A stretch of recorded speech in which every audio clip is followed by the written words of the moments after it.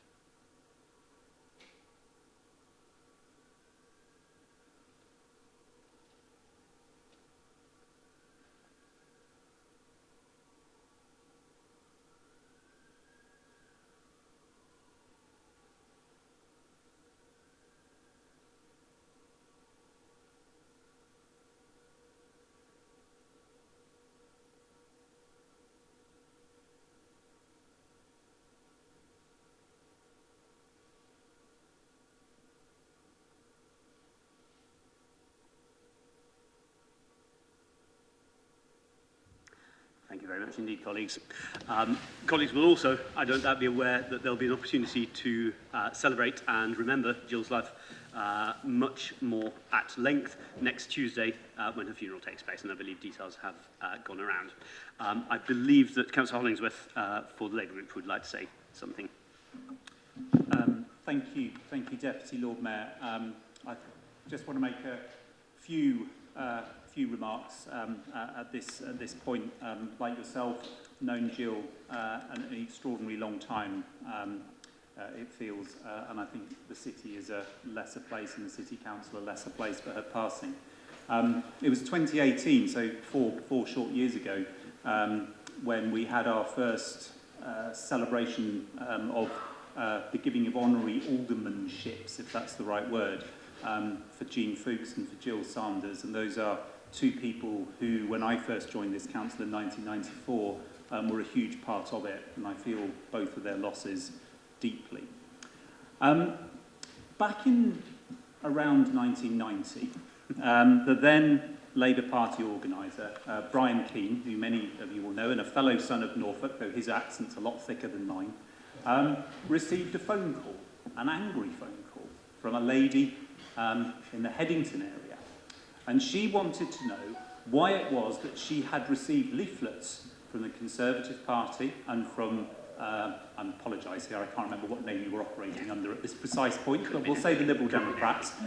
It was about the time when there was a number of name changes, that's right. The Liberal Democrats, but she had not received a leaflet from the Labour Party, and she wanted to know what he was going to do about it. And what he did about it was to say, would you like to deliver some? Oh, and by the way, would you like to stand? We got a slot available, and Jill Sanders, for it was she, with great alacrity said yes, and was duly elected as a councillor in 1990. And I think the danger there is don't phone up any party political organiser unless you're really ready to do something that they suggest, and that's probably a lesson for all of us here, because I don't think any of us would be here if it hadn't been for that sort of conversation. Anyway, so come 1994, I was first elected to the council here, and Jill Sanders had just become chair of our Highways and Traffic Committee, succeeding one John Tanner. Now, I would never describe Jill as quiet, but compared to John, she was perhaps quieter. And I think that was perhaps deliberate. And I think this was at a time when traffic issues were hotly contested. I know people will think back, those are long since past days, and traffic is now an area where consensus breaks out across the city, and that no one has hot words to say either way. But in the 90s, these things were passionately fought over, not just between political groups, but within political groups. And my suspicion was that Jill Sanders was probably seen as probably slightly more biddable than John Tanner. And that was an error. Because beneath Jill's huge goodwill, good humour, that Welsh charm, and an always friendly face, she had an absolutely steely will to do the right thing. And the right thing for her was to deliver the policies to tackle traffic, to pedestrianise city centre streets, to do the things which were difficult and that got brickbats thrown at her. Like many of us, she was on the receiving end of many an angry phone call. Fortunately, Twitter hadn't been invented then. Lord knows what she would have got had social media existed then. But we all had those phone calls at 3 o'clock in the morning from a gentleman living in Weston Road wishing to express his views on traffic matters and a whole range of other things fell foul of Top Gear. It wasn't just Jeremy Clarkson's interest in farming then that led him to get engaged in Oxfordshire and Oxford politics. And over those 3 years that she was in charge of that committee, she changed Oxford fundamentally for the better. And from there she went on to, I think, many more elevated positions: deputy leader of this council, Lord Mayor, chairman of the county council, many other things that she did. But I think nothing, to my mind, was as important as that steely resolve to do the right thing in the face of bitter and often aggressive opposition all around her. So she was a huge inspiration for me. She was, I think, an inspiration for many across this city, and I sincerely regret her passing, and it is a deeply sad and deeply unexpected thing. Thank you very much indeed, Alex. Other colleagues, Councillor Smith, Ross Smith. Thank you, Alex, for those words. I think you described Jill just right, but I'd like to give another side to her that I saw as a county councillor when she first became elected in 2012 to the county. That's when I first met her, and I found and discovered she had a real wicked sense of humour. You wouldn't get past her in the corridor without being stopped and having a chat about something, and I think that was something that during the pandemic we probably all missed, is those sort of impromptu sort of corridor conversations that you could have that actually have often lasting memories, in fact. And I've certainly got lasting memories of Jill. Shocked, actually, when I'd heard of her death, because just 2 weeks before, she had stopped me in the middle of Headington Market on a Saturday morning, a lovely sunny morning, when she was walking along hand in hand with John, as usual. Often saw them hand in hand, and often saw them stopping to have coffee at one of the local cafes too in Headington. But she stopped. She had a funny quip to say to me. I won't repeat it here. It was quite naughty. But she was a lively, friendly councillor, and not just somebody, I think, as Alex has said, that would take 15 minutes to say what could be said in 2. She kept it short, to the sweet, and to the point. She really was a politician with a ready wit, and I liked her very much. I admired her. Rest in peace, Jill. You are missed. Thank you very much indeed, Ros. Yes, Councillor Wolfe. Thank you, Deputy Lord Mayor. I was looking at the list of various posts and responsibilities that Jill had in her time. I mean, obviously she was elected long before I was in 2010. So, I mean, I'm the other statements in this group who knew her best. It's quite amazing that I actually never served on the same committee as her.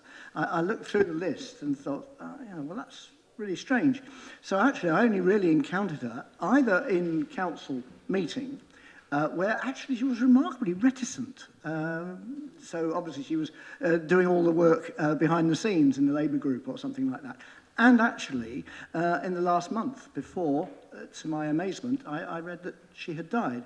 We had quite a long chat up at St Nicholas Church in Littlemore when they reopened that place, having spent quite a lot of money redoing it, and she was up there for that. I had quite a chat there. And then, of course, she was here for the making of new older people, or older men, here only, it seems like yesterday, but I suppose it was a couple of months ago, and we had quite a chat there. I think it's really important that organisations like city councils have a sort of continuity about them, and I really welcome the age range that we have in this council from young. And it amazes me that people like Jill could rustle up the energy to keep going as long as they do, because I think I've reached the end myself, and she was going a lot beyond what I was, and keeping her marbles, keeping her memory, and carrying with her, obviously, that sense of the journey that the City Council has been on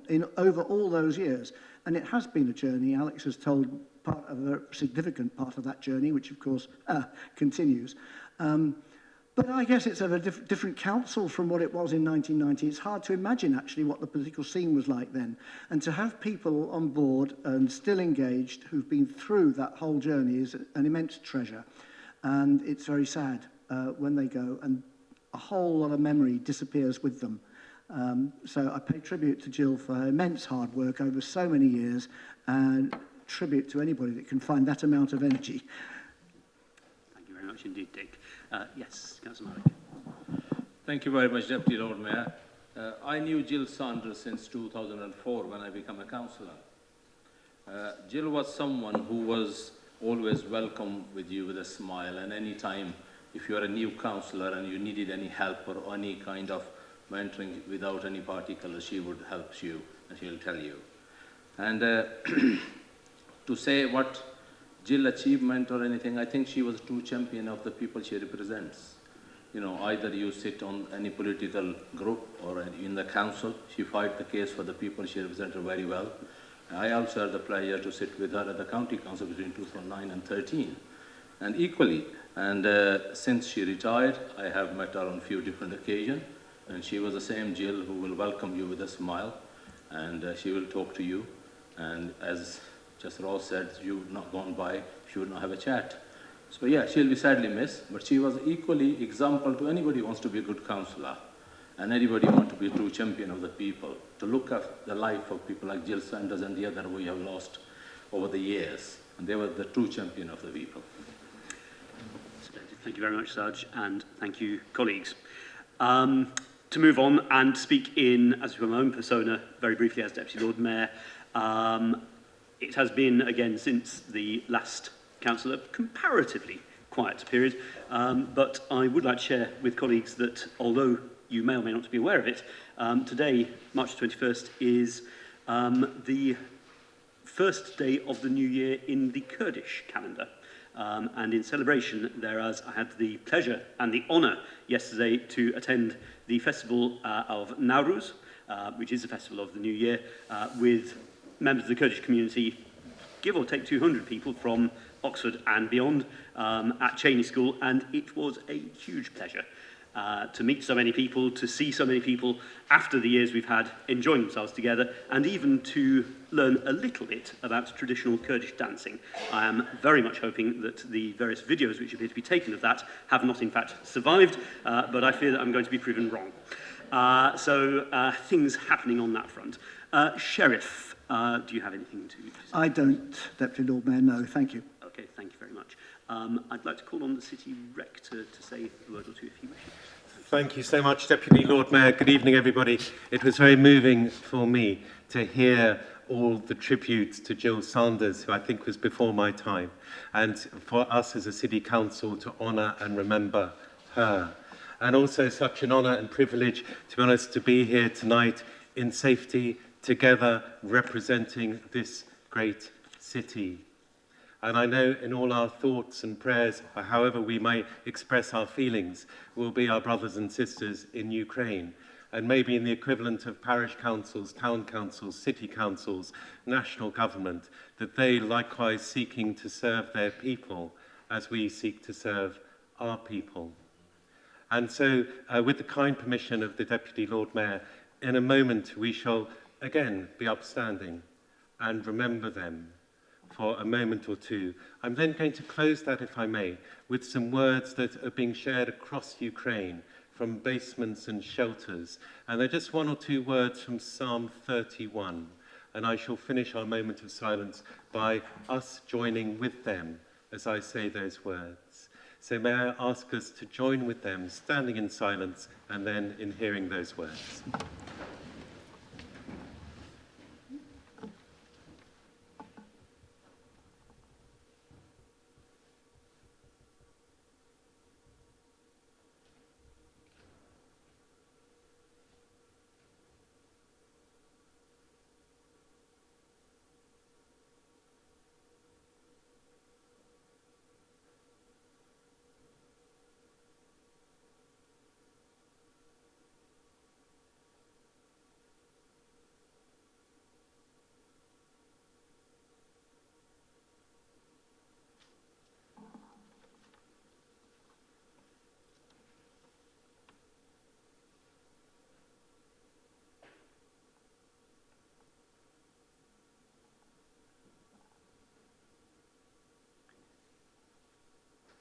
these words which are being said each night across Ukraine.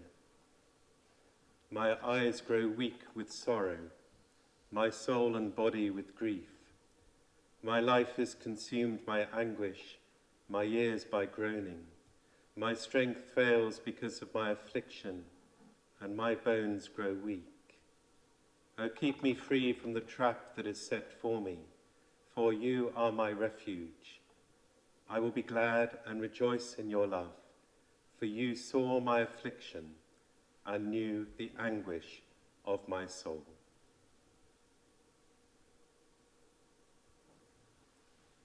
Thank you, Deputy Lord Mayor. Thank you very much indeed, Anthony. Still on item 5, colleagues, the Leader of the Council. Thank you very much, Deputy Lord Mayor. Continuing on the theme of Ukraine and indeed our relationship with both Ukraine and Russia, it falls upon me to say a few words about the ending of our twinning relationship with the city of Perm, which was not an easy decision to make. That friendship was built up over many years and indeed still exists for many people in our city, and I'm pleased that those individual friendships are continuing. But having taken soundings from my own group and also from the other groups in the council, I did feel that we could no longer continue with a formal relationship with a city in Russia, which at that point was really part of the problem in terms of oppressing the people who were protesting against the war in Ukraine. It's a very sad day when it came to ending that friendship, and to be honest, I've had a lot of correspondence from people who are very sad about it, but I think they understand fully, or most of them understand, that why we had to make that decision.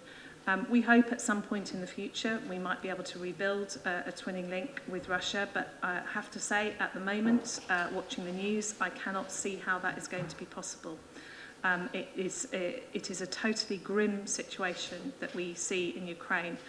I am very pleased that we took a decision a few years ago to twin with Wrocław in Poland, and that is one of the things that we've been able to do to support people in Ukraine, is to work with our twin city of Wrocław, which is in turn twinned with Lviv, who have now themselves come under attack in Ukraine from Russians. So this is a really awful situation, and we have seen before how this plays out because we've seen what happened in Syria. So I think there's every reason, as the city rector has said, to be fearful and to sort of send our thoughts and prayers for those of us who are religious to those who are suffering at the moment.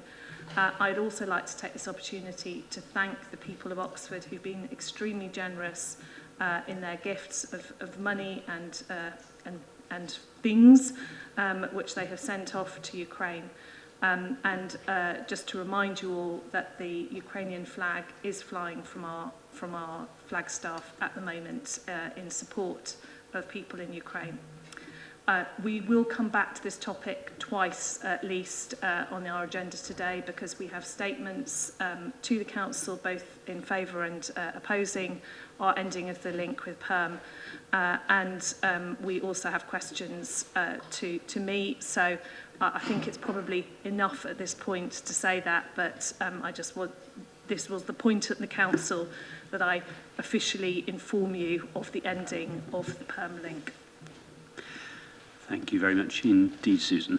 I don't think there's anyone else for me to call on apart from Chief Executive, Chief Finance Officer and Chief Monitoring Officer, and I believe they have nothing to add. In that case, we move on to item 6, public addresses and questions on matters for decision, of which there are none. Moving swiftly on then to item 7, development of land at South Oxford Science Village, land south of Connaught Road. To be proposed, Council will be aware that we have decisions to make. We have to approve a couple of matters, and I believe either Councillor Turner or Councillor Hollingsworth will be, and it looks like it may be Councillor Hollingsworth. Excellent. To move this, I believe. I so move. That was nice and straightforward. Do we have a seconder for the record? Yeah, that will be Councillor Turner. And do we have any colleagues wishing to speak to item 7? That looks very straightforward, I think. Give us as lengthy a one as you feel you can square your conscience, I Alex. urge Council to support item 7. Splendid, splendid. Colleagues, I believe we have to actually officially vote on this. So all those in favour of the approvals mentioned here?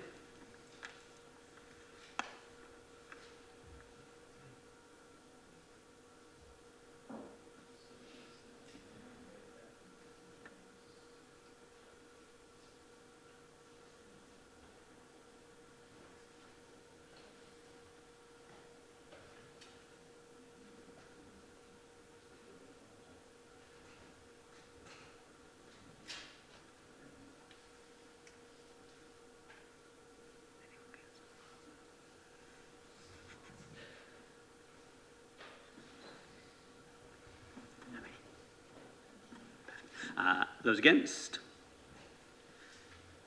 And any abstentions? Of which we have, I'm going to say 8. Pretty sure that's 8. I think it's 8, because me too. Colleagues, that is very clearly passed. Thank you very much. Moving on to item 8, Integrated Performance Report for Quarter 3. I believe that's Councillor Turner to move. And again, we have a recommendation before us. Yep, thanks, Lord Mayor. So the reason this has come is simply to Council with recommendation is because Council is asked to approve the variations to the capital programme to allow for the purchasing of the audio-visual equipment for council meetings, which is a late entry into the capital programme. Council's also got the financial information, the performance information there to note, and obviously you can ask any questions on that it wishes. I think we've aired the points on our council finances quite well in the budget debate. Suffice to say, nothing seems to me to have changed in a positive direction since then, but happy to engage in whatever debate members would want at this point. Splendid. Thank you very much indeed, Councillor Turner. Who will be seconding that? That's Councillor Brown. Do we have colleagues wishing to speak or ask questions? Councillor Fowler. Thank you, Deputy Lord Mayor. £110,000 seems a very large amount of money for IT kit for this purpose. Can the Council be given details of what is envisaged and how this compares to renting equipment when needed? Councillor. Thanks, Lord Mayor. This is one which cuts across a number of portfolios, so it might be that Susan or Mike have something they want to add. But we did actually certainly ask this question as a group previously because the sum is as you know, substantial. And my understanding is that officers went away and looked at the cost of what was envisaged and found that it was the best way of providing it. And ultimately, lacking specialist expertise in this area myself, I think we defer to that judgment. But it may be that Susan or Mike want to add something, or indeed if the Deputy Lord Mayor feels that appropriate officers could add something. Alternatively, I'm sure we can whiz around an email with even more details of what is proposed later. Thanks very much, Councillor Turner. I can see as you can't that Councillor Rowley is keen to come in, and indeed, yes, Councillor Thomas. So, Mike first, please. Thank you, Lord Mayor. Simply to add a point of information to that the cost of holding a large hybrid meeting is, I understand, about £2,000 per meeting. So it makes sense to spend 110,000 on acquiring the equipment so that we never have to pay that sort of sum again. I'm sure that it will be used for more than 55 meetings over the course of its lifetime. Yes, and we have made the case to officers that this is a very large sum of money for such services, and I think officers agree that it is a very large sum of money for such services, but that is the best that is commercially available. Thank you very much indeed, Councillor Thomas. I was going to make pretty much exactly the same point, which is after the pandemic, we've seen that ways of working have changed, the ways of conducting meetings is changing, and I think purchasing as opposed to renting makes absolute sense in the longer term. So you've absolutely anticipated me. That can happen sometimes. Thank you very much, Councillor Thomas. Any other questions, comments, remarks from colleagues? I am seeing none. As I say, this is another item requiring a vote on a recommendation. It's been duly moved and seconded. Any summing up from yourself at all, Councillor Turner? Doesn't look like it. Or, no. Then we move to a vote. All those in favour, please.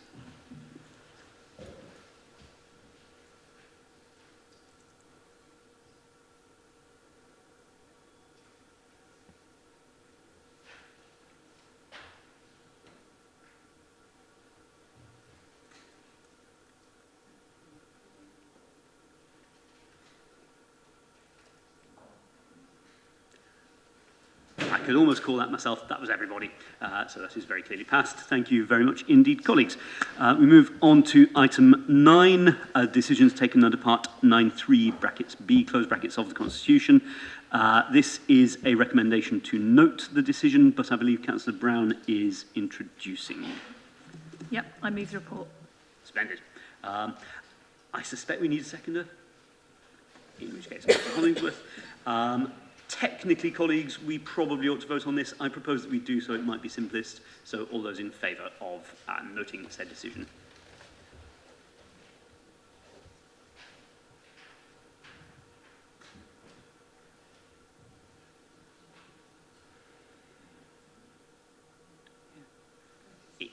It's everybody. Okay, thank you very much, colleagues. Moving on to item 10, Statement of Licensing Policy. Here again, we have a recommendation to be voted on. I believe Councillor Cook is to speak to or to propose this.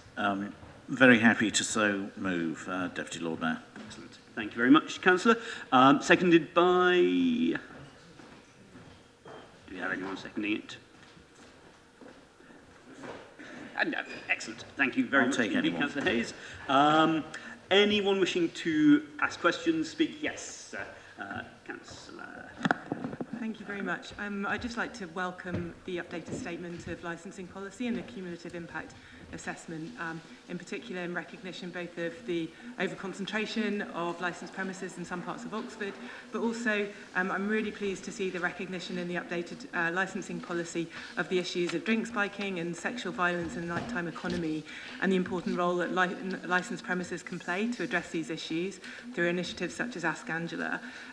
Also particularly pleased to see the references to premises that encouraging them to consider gender-neutral sanitary provision, and also the provision of baby changing in both male and female toilets, and an area accessible to all regardless of gender.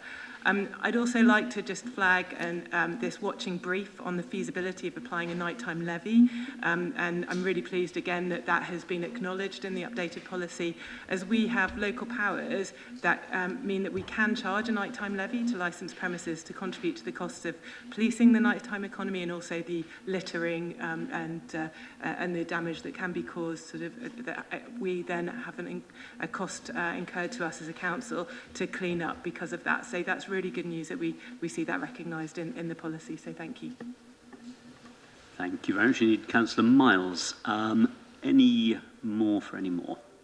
Any other statements or indeed any responses on the part of Councillor Cook or otherwise? I'm seeing none. So we're asked to vote on the recommendation. Unless Councillor Cook wishes to sum up, which he doesn't look like he does, I think we move to the vote. Those in favour?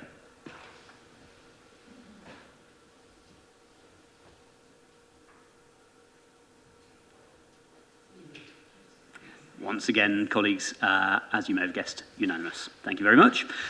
Moving on to item 11, policy on the relevance of warnings, offences, cautions and convictions.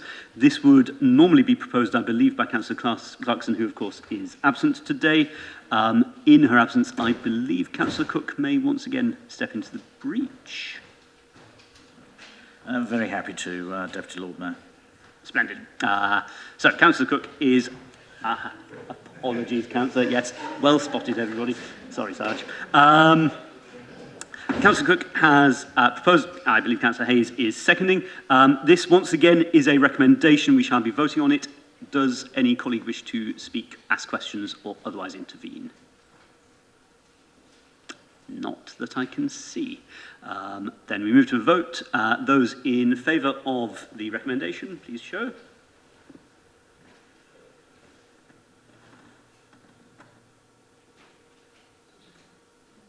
Once again, unanimous of the councillors present.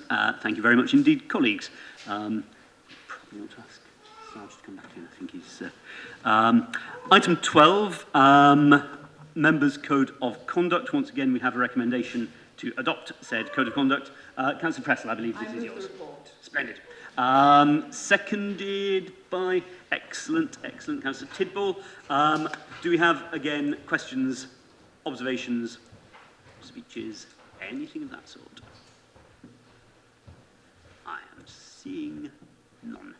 In that case, unless Suzanne, you want to sum up, which you don't, we move to a vote. All those in favour, please show.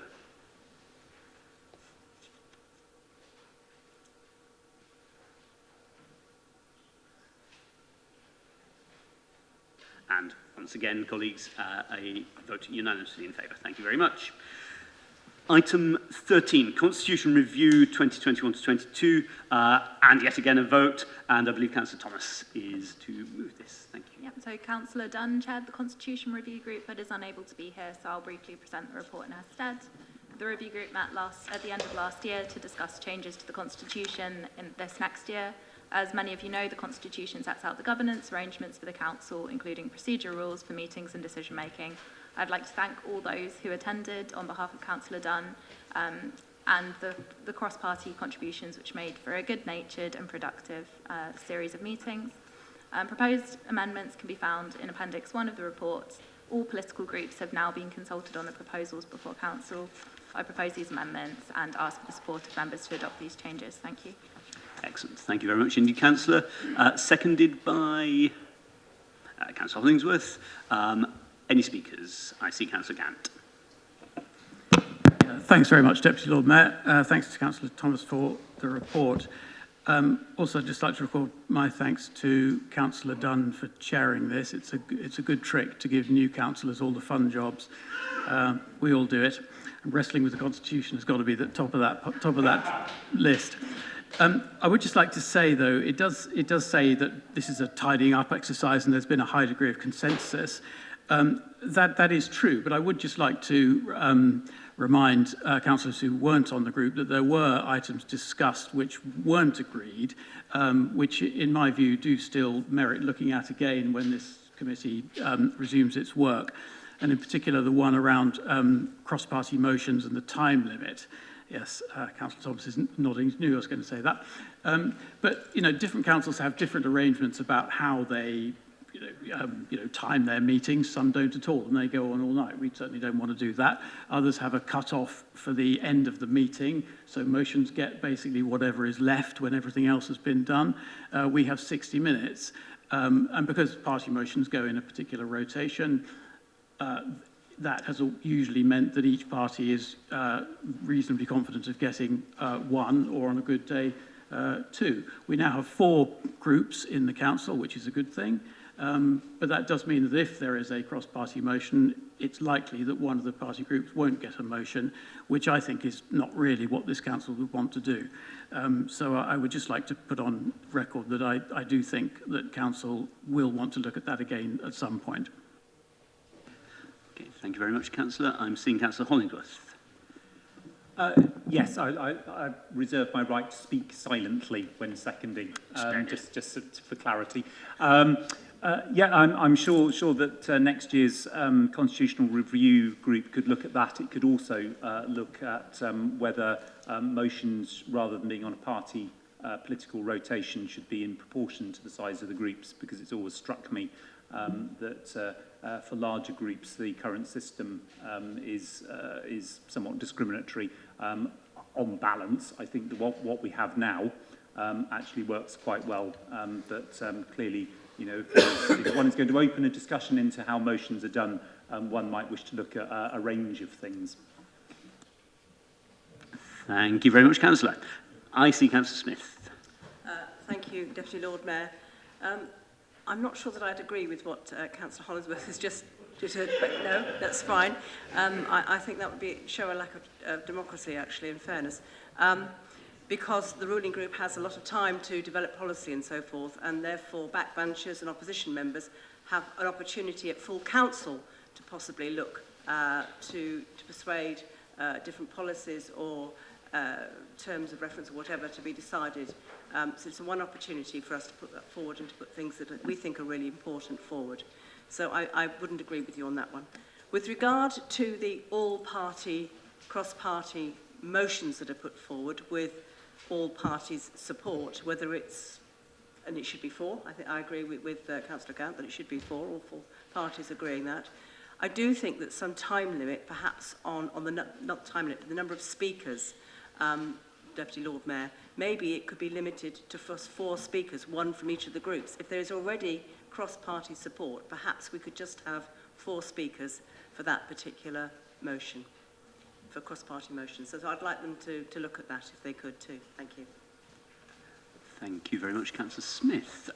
Clearly, there is food for thought for the next constitutional review, and I'm sure we could, with pleasure, carry on discussing this sort of thing for a very long time yet. I do not propose to do so unless any other colleagues are desperately keen to, and I'm not seeing anybody who appears to be. Therefore, Councillor, would you like to sum up? I think the things that were raised here show the importance of these debates, and yes, we don't agree on everything, but they were fruitful discussions, and I understand that, even though it was before my time, cross-party motions and the timings around there, it's not the first time it's come to Constitution Review, and I would welcome seeing it again because they're useful discussions to have. We're always trying to balance having a flexible approach to motions, trying to get through reports, trying to hear members of the public, but we can't be in the council chamber all night. So, and we're obviously using our brilliant officers' times too. So personally, I'm happy with the report as it stands, but I do welcome these discussions and I wouldn't mind having them again next year. So thanks very much. I propose the report. Splendid. Thank you very much, Councillor. To be continued, but in the meantime, we have a vote before us. All colleagues in favour, please show.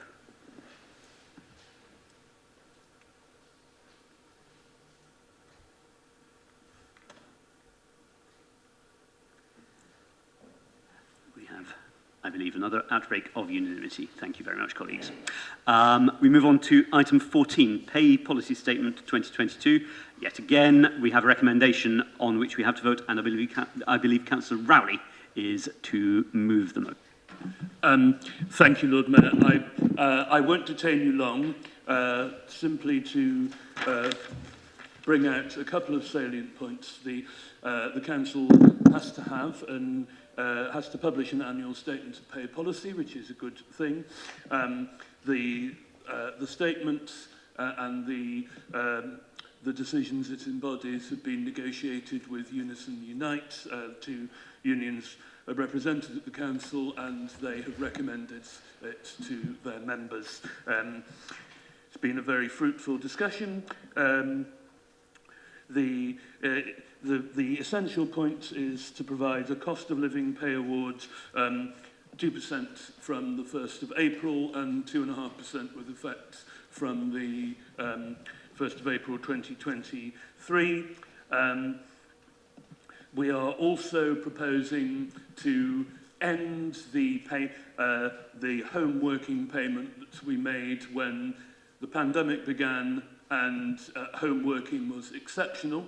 Now it's more of the norm, and so it's being, instead of making the home working payments, we propose to subsidise travel into work, to and from work for people who come to work by public transport, which I think hopefully will contribute a little bit to relieving traffic in the city, as well as being a just way to reduce our workers' expenses. I think that this is the best compromise we can get between making sure that our workers are well paid in difficult times, and making sure that in those difficult times we can continue to provide good quality services for all of the people of Oxford. And with that, I move. Thank you very much indeed, Councillor. We have a seconder, Councillor Brown. Any colleagues wishing to ask questions or otherwise intervene? I'm seeing no one. I would propose then to move to a vote on the recommendation. No, that was a vote, was it? Okay, you got in early, Councillor. All those in favour of the recommendation?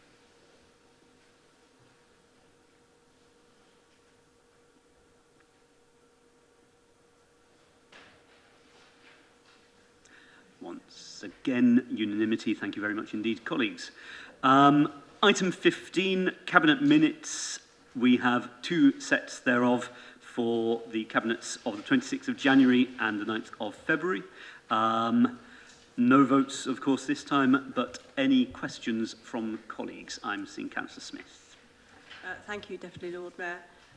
I just wanted to ask a question for clarification with regard to paragraph 98, Council Tax Reduction Scheme for year 22-23. And this was about the Council Tax Reduction Scheme. I wanted to make sure that this was included for the single person's discount. Is that correct? And if so, is any monitoring taking place of when residents apply for the single person council tax reduction, how long it's taking to process their applications? Thank you. Thank you very much, Councillor Smith. I believe Councillor Turner may wish to respond. Lord Mayor, I think we may be conflating two issues. I think what the councillor is talking about is the single person discount, which is separate from the council tax reduction scheme. I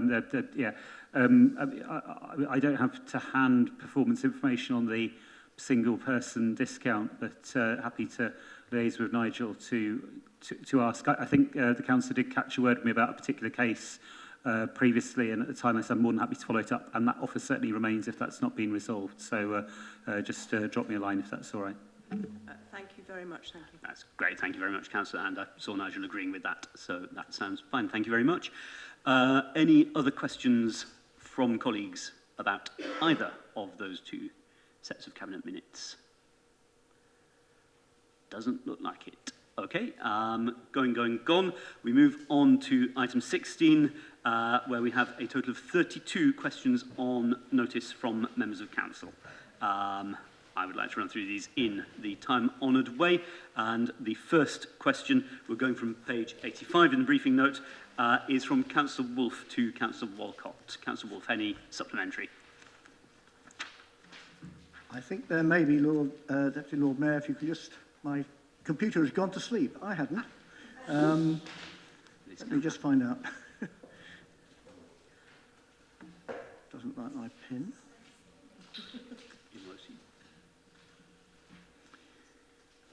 Right, bear with me.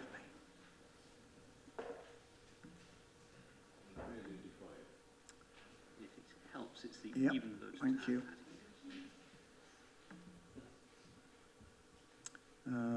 Page 55. 85.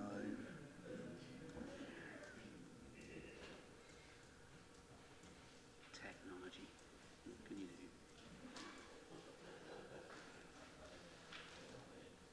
It's not 85. It's not. Councillor, is it not cooperating? Yeah, it's I'm there now, I think. Success.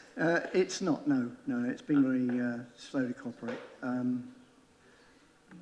Questions on notice, come on.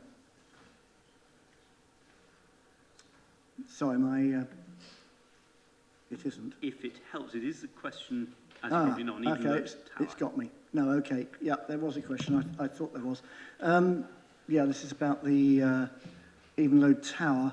My question was, who's going to pay for this, basically? Is Fortem the contractor that installed the panels?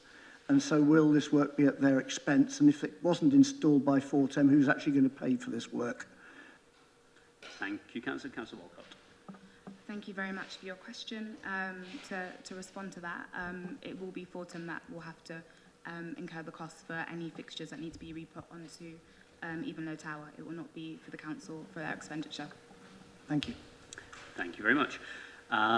Moving on, questions in principle to Councillor Clarkson, though clearly they will have to be fielded by another colleague in the event of supplementaries. The first question of those is again from Councillor Wolfe, unlocking community moorings. It is, yes. I was just wondering whether the report that Mary refers to will be publicly available. Sounds quite interesting. Okay. Are any Cabinet members able to answer said question on Councillor Clarkson's behalf? This is a report from Collaborative Housing. I'm not sure. I don't know if Stephen's or anyone's able to answer the question. I think it was publicly available to anyone who went to the meeting. Is it worth confirming that by email or some such? Yeah, that's probably the best way to go if colleagues are happy with that. Next question, Councillor Miles, also nominated Councillor Clarkson. Taxi licence is issued by gender. Yeah.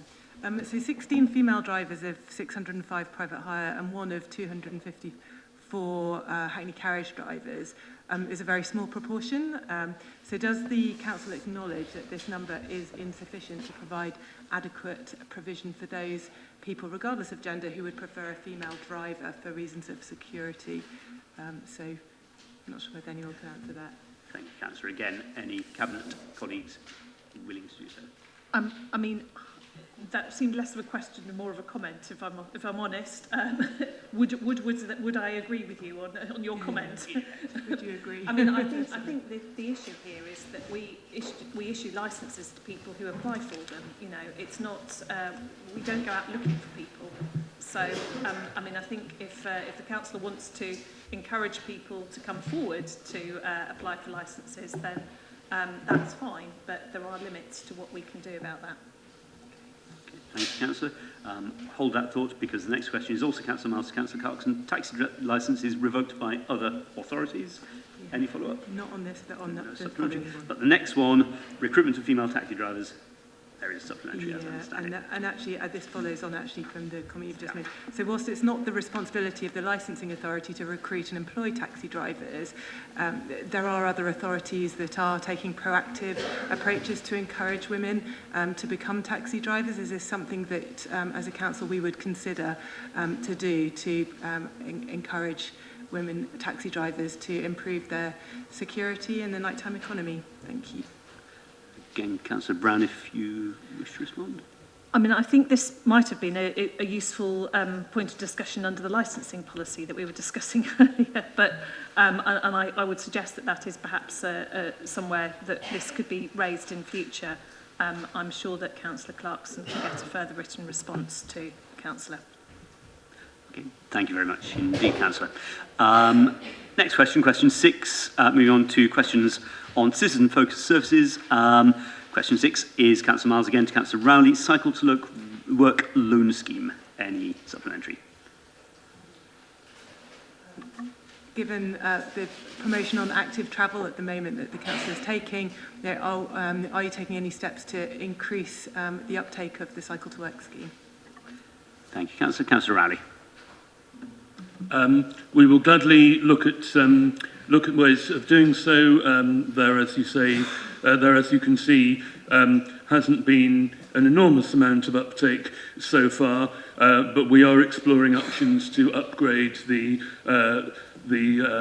bikes that we have, the pool bikes that we have, in order to encourage more people to use them. Thank you, Councillor. Question 7, Councillor Miles once again to Councillor Rowley on pool bikes. Supplementary or no? Yeah, I think the councillor's answered my question on that as well, which also covers, I think, the response around increasing the uptake of staff who are cycling to work as well. So thank you. Excellent. Thank you very much. Question 8, Councillor Fairweather to Councillor Rowley. Data breach, ICO response. Councillor Fairweather, any supplementary? Yes. The reply mentions an investigation. Is it taking place? Has it taken place as recommended by the Information Commissioner's Office? Thanks. As I said in my response, significant work has been undertaken to make sure that data is accurate, and we didn't wait for the Information Commission's office to respond before doing that. Immediately the data breach was identified, we reviewed all our data and procedures to make sure that the event couldn't happen again. Obviously never say never, but I'm confident that officers have done everything possible to make sure that there can't be a repeat of the unfortunate data breach that occurred last year. And indeed, there have been no concerns since, as the Information Commissioner's office is aware, and that's for that reason they've shut down the case. Thank you, Councillor Rowley. Question 9, also Councillor Fairweather to Councillor Rowley, Arion QL system. Any supplementary? Yes, I was slightly confused by the statement that near the end of your answer, which says that bringing the system to a steady state, i.e. where all processing is being undertaken through the system, albeit with work-round processes. Well, surely if all data is being processed, you don't need work-round processes. Unfortunately, sometimes you do need workarounds. I could get a full technical response from you from the IT if you wish, and lay that before council. It might be rather lengthy, but I will undertake to do so. I think it looks as though Councillor Fairweather would like that to happen. Excellent. Question 10 is also Councillor Fairweather, Arion QL system budget. Any supplementary? Yes, I feel as though I'm picking on Councillor Rowley, but I'm not.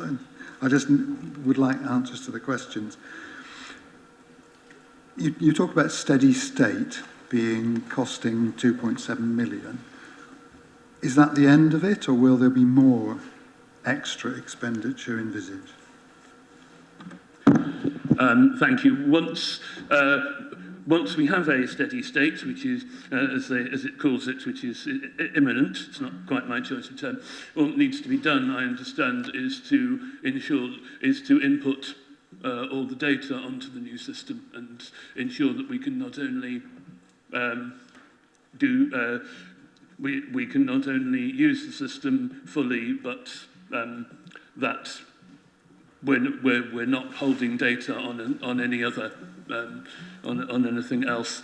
That may take a few months, but it should be a lot less complicated than the unfortunately very lengthy process of getting what was a system not suited to our requirements to be a system that can be used by all departments of the council and can improve the efficiency of council services and its responsiveness to the public. For example, in council workers being able to input data while they are out on jobs and commission new work rather than going back and reporting to a manager, and that has already started with an ODS, for example. So we're on the home stretch, I think I can say, but it has taken a very long time, as you're aware from my response. Thank you very much, Councillor Rowley. Moving on, questions to Councillor Turner. Question 11 is Councillor Miles to Councillor Turner. Pension fund investment in Russian companies. Thank you very much for your response to this and the clarification as well about the structure of the investments. Will the council...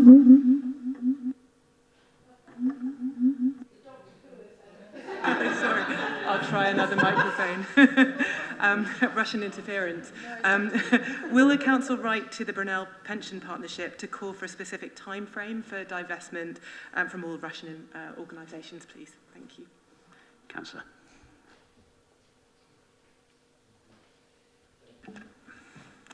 Yeah, thanks, Lord Mayor, Deputy Lord Mayor. I think we could do. I think probably we normally work it through the county council, to be honest, to hold all of the cards on this.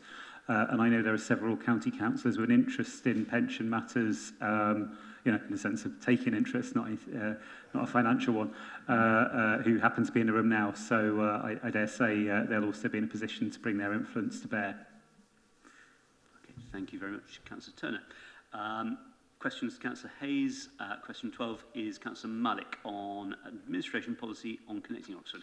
Councillor Malik, any supplementaries? Yes. Well, I thank Councillor Hayes giving me this answer, but he doesn't answer my question. So let me, through you, Lord Mayor, ask him again. Answer is very simple. The reason I said is because I said in my question of number of your colleagues not sure about your policy, and which, when you look at the Connecting Oxford policy, supported by the Labour administration here and the County Council, could you tell us this administration still support the policy Connecting Oxford? Yes or no? Thank you. Thanks, Councillor Malik. I've just realised, actually, when it says following recent social media activity, that you must be on social media. And I didn't know that. So I'll have to check you out on there. What I have said answers your question. We have restated our plans for Connecting Oxford. We have restated what they will consist of, and as such, the administration has put its support behind those plans. So I think I have answered your question. Thank you, Councillor Hayes. Question 13 is also Councillor Malik to Councillor Hayes. Concerns raised regarding the plane, the roundabout of the plane. And I think I see a supplementary. Through you, Lord Mayor, yeah, he's welcome to check my social media activity, but I'm brave enough to leave my Twitter open, not to close it. So I hope he has the democracy. Thank you, Councillor. But question, please. Yeah, question is coming up. Yep. So now the question I ask is, and I appreciate his answer, and I really appreciate him making, connecting, asking the County Council to review it. So it is clearly a case of two councils, one council not listening to another, because since May 2021, if you have raised that many times, so what was their answer? What was it done? So far it seems they're not listening to you. So what is going on?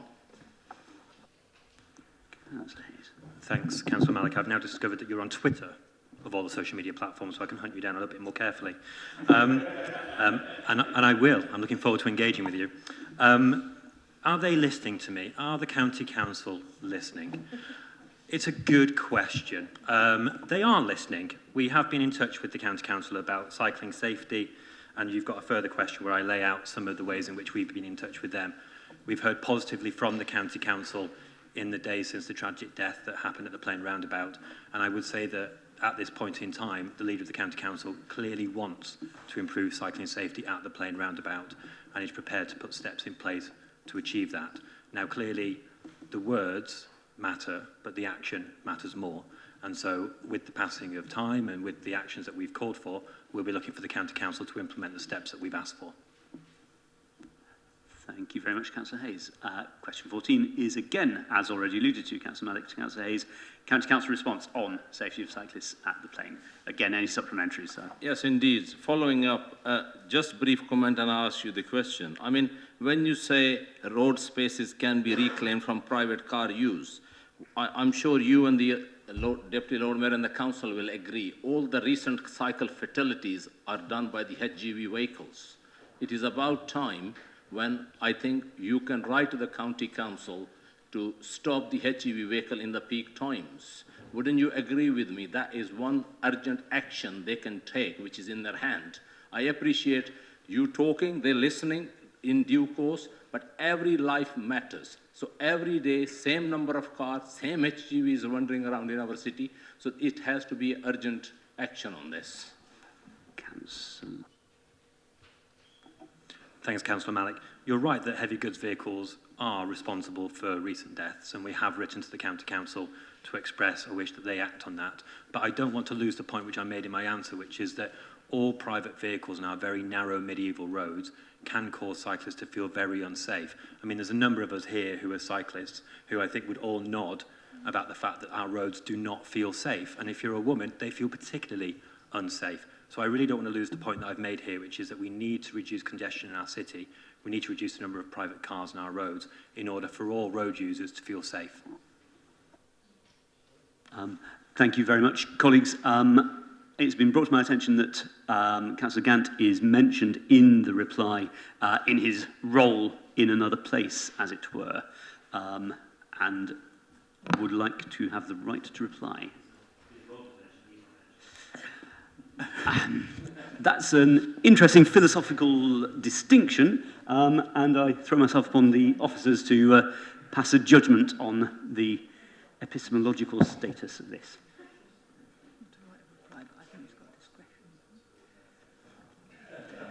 I have discretion. Oh, good. Colleagues, I have discretion. Councillor, very, very briefly, if there is something you would wish to say, please do. Otherwise, we can keep it in writing. Sure, Tom.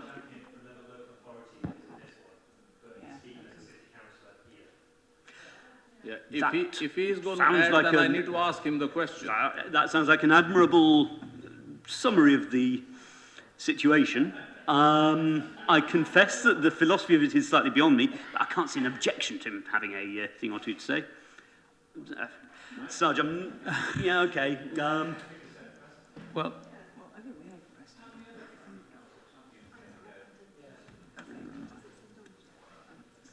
sorry, I didn't. Right. Following further confabulation among my colleagues here, I think that we will keep this in writing, if that's okay with colleagues. Thank you very much. That was a fascinating philosophical excursus. Question 15.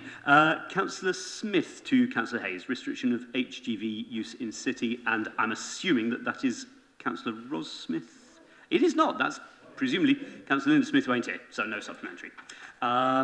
Question 16. Councillor Wolfe. Direct vision standards and licensing. Any supplementaries, Councillor? Yes, there is, Deputy Lord Mayor. Yeah, I mean, I'll just note that direct vision standards, folks, this is about mirrors on trucks, and particularly trucks of a certain size. There is already a national standard for HGVs, but the concern that underlies this is that the legal minimum standard is not adequate, because the only inquest I went to, we were told that they were legally acceptable, but the driver couldn't see the cyclist. So that's what lies behind this concern, and it's a multi-pronged approach. I'd be very grateful if Councillor Hayes will follow this up. Cyclops Infrastructure Committee is following up, attending inquests and trying to press the coroner to investigate these matters more seriously, and certainly we need national legislation. My question really is, if Tom is able to get any kind of sensible answer, would he be willing to share what he learns with both Cyclops and with the Pedestrians Association? I think we need a multi-pronged approach on this. Very happy to, and also to share the answer with you. Splendid, thank you. Question 17, Councillor Smoten to Councillor Hayes, ZEZ busgate plans. Thank you. Thank you for the response. I'm not sure what the very beginning is getting at, because I haven't asked this question before, but regardless of that, what I was hoping to draw you out on, and what I haven't managed to do so far, is what you see as the ZEZ's independent purpose of the other suite of measures that are present in Connecting Oxford. For example, of people who were driving a private car into the city centre in the presence of the various measures included. Traffic filters would prevent them from transiting the city centre. On-street parking that the county council has control of the price over gives us a lever on those people. Parking at an employer's site, there's the workplace parking levy that gives us a lever on those people. People parking at city centre, city-owned car parks, we have a lever to control that incentive. Chris, we may need a question phase. Those things being so, what remains? Who are the people who you wish an incentive over, who are not accounted for by the various levers already available to you? Thank you, Councillor. Councillor. Thank you. So the reason I say raising this question again, I remember we had a quite lengthy discussion at a Scrutiny Committee meeting, which was very useful on this topic. So that's why I mentioned that. And in terms of the purpose of the zero emission zone, I'm just going to read out what it says. A city centre-wide zero-emission zone seeks to reduce the emissions of the remaining traffic, so the traffic that's left over once the traffic filters are in place. Traffic filters obviously intended to reduce the amount of amount of vehicle use particular vehicle use within our city, so that the residual vehicles which remain are sustainable, they're zero emissions. I don't think I can answer the question any more directly than that, but you've got a second question to follow up on. And that second question is 18, Councillor Smoton on Marston Ferry Road, Busgate. It'd be twisting a response to this question to just ask you that again, so I won't waste time doing that. On the Marston Ferry Road, can I simply ask you, I take your point in the final paragraph that there is much expansion on these plans to come over the following 12 months. Can I simply ask you, as of what we know now, as of the status of the plans now, are you currently in favour of restrictions on Marston Ferry Road? You heard silence from the floor, please. You heard the plans that were restated on February, I think, 19th or February 12th. I lose track of my time.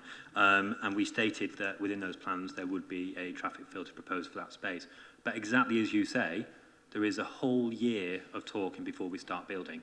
And if we've heard anything during the LTN debate, it's that the County Council has not been seen to be trusted to be meaningfully consult, to engage with our communities, and on the basis of that community engagement to be implementing plans which are ambitious but also realistic. We want to avoid the LTM mistake. We want to avoid the mistake that Councillor Bearder has made.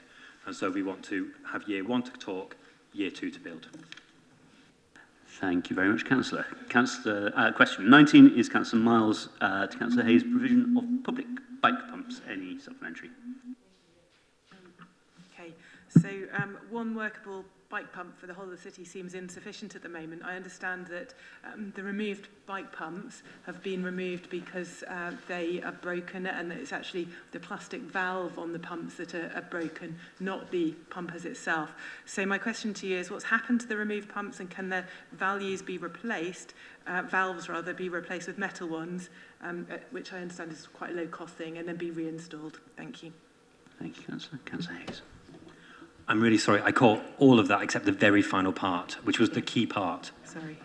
So what's happened to the removed pumps, and can you therefore replace the plastic valve, which breaks, with a metal one as a solution to then be able to reinstall these existing pumps? So I know you're right to say that the fittings of the pump are metal rather than plastic, which is why they're more successful.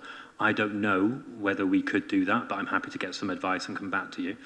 Equally, what I would say is that the Broad Street pump, which does work, was provided to us free of charge in order to see if it would work. So we also have to find a budget in order to make any sort of changes. Thank you, Councillor. Question 20, Councillor Fowler to Councillor Hayes, Seacourt Park and Ride. Supplementary? No supplementary.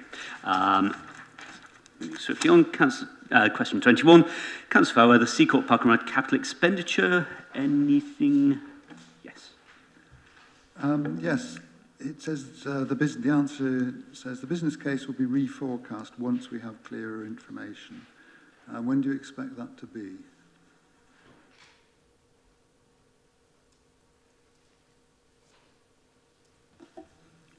Once the car park opens. And I've given you an answer about the extension rather when it opens, and I've given you the information in the previous answer about what needs to happen for that to take place. Question 22, Councillor Fowler to Councillor Hayes, Westgate Shopping Centre car park. Any supplement? Yes, supplementary question. Would the Cabinet member be willing to raise the Westgate car park charges to the average for council-run city centre car parks? And a simple yes or no will suffice. I'm sorry, neither the leader or I heard that. Could you repeat that question? Is the Cabinet member willing for the Westgate car park charges to be raised to the average for council-run city centre car parks? And a simple yes or no will suffice. The answer is yes, but unfortunately I'm not in control of those, so I can't make that determination. But I do, if I may, want to say one thing, which is we seem to be getting quite a few questions about Westgate over recent months, and I'm noticing the Liberal Democrats on social media talking enormously about Westgate. Colleagues, I'm not sure this is a direct response to the question, which my expectation would be... It's pertinent. Yeah. How defined? It's going to take longer for you and I to discuss this than for me to give the answer. That's true, but that doesn't necessarily mean that the answer is an appropriate answer. It's an appropriate answer. Point of Give me order, 20 Lord more Mayor. seconds. That's not for the councillor to say. In that case, I would ask the colleague to get to the point as quickly as may be. I would say that in the conversations that I have with Westgate, which can include about car parking charges, and as I say in my response, there's been a recent meeting which involves the city and the county councils to try and ensure that the car parking charges are appropriate. Some of the things that we do discuss are, for instance, the fact that we have got 40% of contracts awarded through the Westgate Oxford Community Employment Plan to local supply chains, that we had 15 apprenticeships during construction, 61 individuals through sector-based work academies supported, 13 later employed by Lang O'Rourke or one of their subcontractors, 3 local social enterprises involved in the supply chain. It's created 1,000 construction jobs, 3,500 full-time equivalent jobs in the city centre. And the reason I'm saying that is, can we all please just agree that the Westgate is a good thing for the city, that all people in the city enjoy using it, more or less, and I, in fact, have enjoyed bumping into councillors of all parties in the Westgate. So thank you for your question. Thank you very much indeed, Councillor, for the details of your social encounters. Question 23. These are technically questions to Councillor Aziz, who, of course, is not with us, but I'm hoping that Cabinet colleagues will be able to pick up. The first one is Councillor Pegg on council support of the Ukrainian community. Yeah, if it makes it quicker, I've got 4 questions, and I just have a supplementary on SA2. That would be admirable. Okay, so that is technically question 24. That's on relocation support for the Ukrainians relocating to the UK. Yeah, the question was just that in Councillor Aziz's response, she says that they're waiting for more news from the government about the role that local authorities will play in the Homes for Ukraine scheme.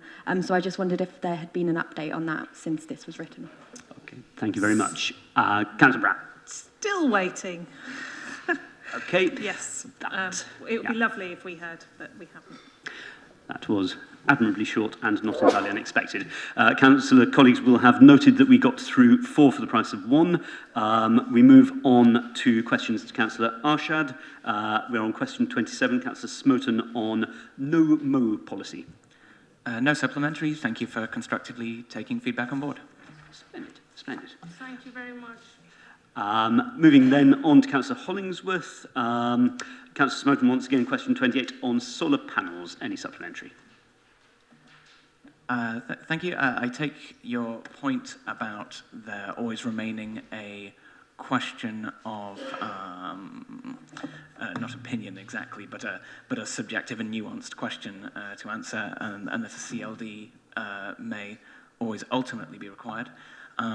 Do you nonetheless agree that the more certainty and guidance can be explicitly provided in writing, the better, in terms of just increasing certainty before the application process and during it, and that this would be a good tool to promote what I assume we'd be in favour of, is encouraging people to use that right to install solar equipment to the maximum degree that is lawful? I would agree, certainly, that more guidance is good, and that is actually in the original response. We will try and draft some additional guidance there. I would caution against saying that it would provide certainty, because it can't, and that was the crucial point here.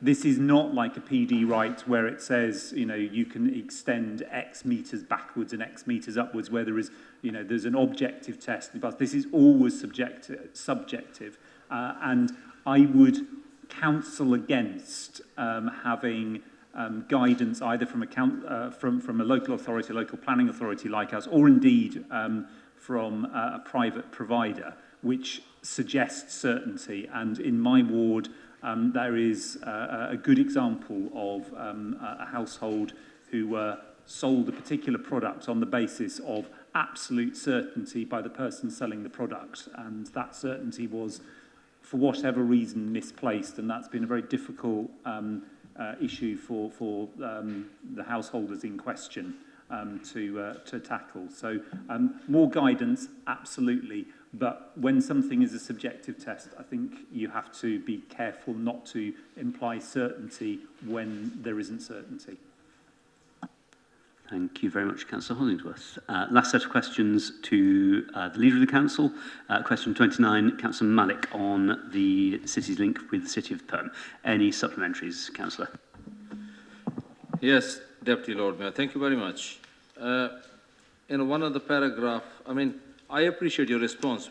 All I want to ask is, I mean, when you were sent the email and you kindly called me, and which I replied to your email, and when the decision was made, you says Ed Turner had ringed the other opposition leaders and so on. Well, I wasn't contacted. I only learned from the press. Do you think is the right thing to learning from the press rather than you had the courteous call before when you were doing? Thank you, Councillor. So I was naming this one. Saj, Lord Mayor, through you, Saj, I hold my hands up on this one. In the course of that very busy afternoon, candidly, I contacted Lib Dems and Greens, and it totally slipped my mind that the Independents now worked as a group. So I should have contacted you, and I didn't, and I hold my hands up and I apologise. I don't know what other than that very busy afternoon would ever have persuaded me, Saj, to forget you. I think of you often and fondly, but on that particular afternoon, I didn't. So my bad. Thank you very much, Councillor. Question 30 is Councillor Wolfe, termination of twinning link. Also, Councillor Brown. Yes, thank you, Deputy Lord Mayor.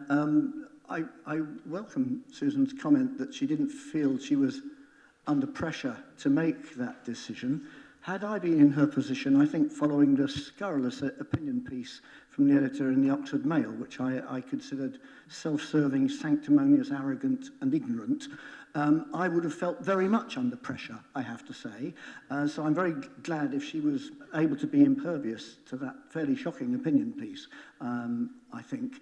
And I would also say that I think she has actually made the right decision. But I was very unhappy about the process. I think we all were unhappy about the process, and that she should have been put in that position to make such a decision. I've still got 4 big questions about, the issues underlying what contributes to that decision. A lot of things we don't know about this end and Perm. Understood. So I'm going is it possible to so I'm going to come one? So the point is, this is the second time we've had a decision. First, we had Aung San Suu Kyi and the freedom of the city, and now we've had a twinning link. Would she support, because she hasn't actually answered the question I asked, would she support the constitutional review process next year, taking a look at these sort of decisions, which I think are decisions of the whole council, and require a debate in such a thing like this, to buy a bit of time and have some sensible conversation about it? Should it be right that a decision like breaking of a twinning link or suspending or the creating of a freedom of the city, for instance, is something that should come to City Council, and that should be written into the Constitution so that we don't end up with this situation again? Okay, thank you very much, Councillor. Councillor Brown. Well, Deputy Lord Mayor, I did answer the question that was in front of me, which didn't talk about the constitutional review. It talks about the Constitution as it currently is. I fully accepted in the answer to the question that I was equally surprised that it didn't require a decision of council. I mean, we had a discussion earlier on in the agenda today about the Constitution review, I mean, I think it's perfectly open to anybody to make suggestions to next year's Constitution review, and we will have one, I am quite sure, to think about how we make those sorts of decisions. I'm not sure how much that would have helped in this particular circumstance, because I think we needed to make a quick decision on this. I think in light of the reports that were coming through from Ukraine, it just felt wrong for us to be formally linked to Perm any longer. And so I did what I could to link with the opposition groups. And yes, apologies, Sarge, that you got missed out on this particular occasion. I hadn't understood that.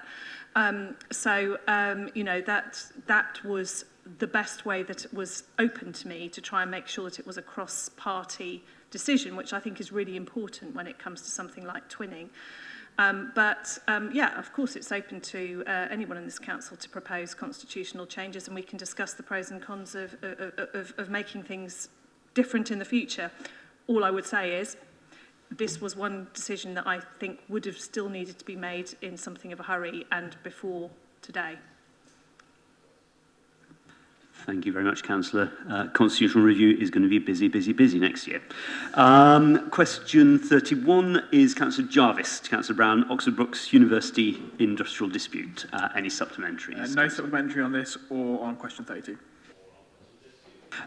We are therefore done with questions for today. As colleagues will be aware, the next item 17, public addresses and questions, cannot take place before 7 o'clock. The time is, I think, something like 26 minutes past. I propose that we break at this point and return at 7 o'clock on the dot, if colleagues would be so kind. Thank you very much.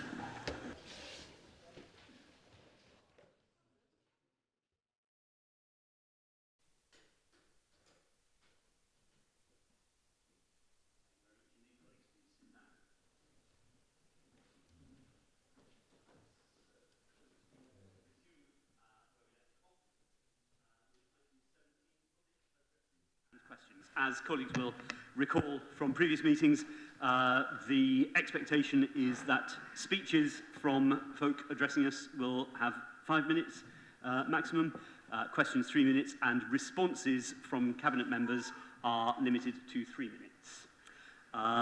We have, at least in principle, a total of 4. The first from Professor Pavel Svientach. If the Professor is available. Excellent. Professor Svientach, thank you very much for coming. Welcome. You have up to 5 minutes to address us, so the floor is yours.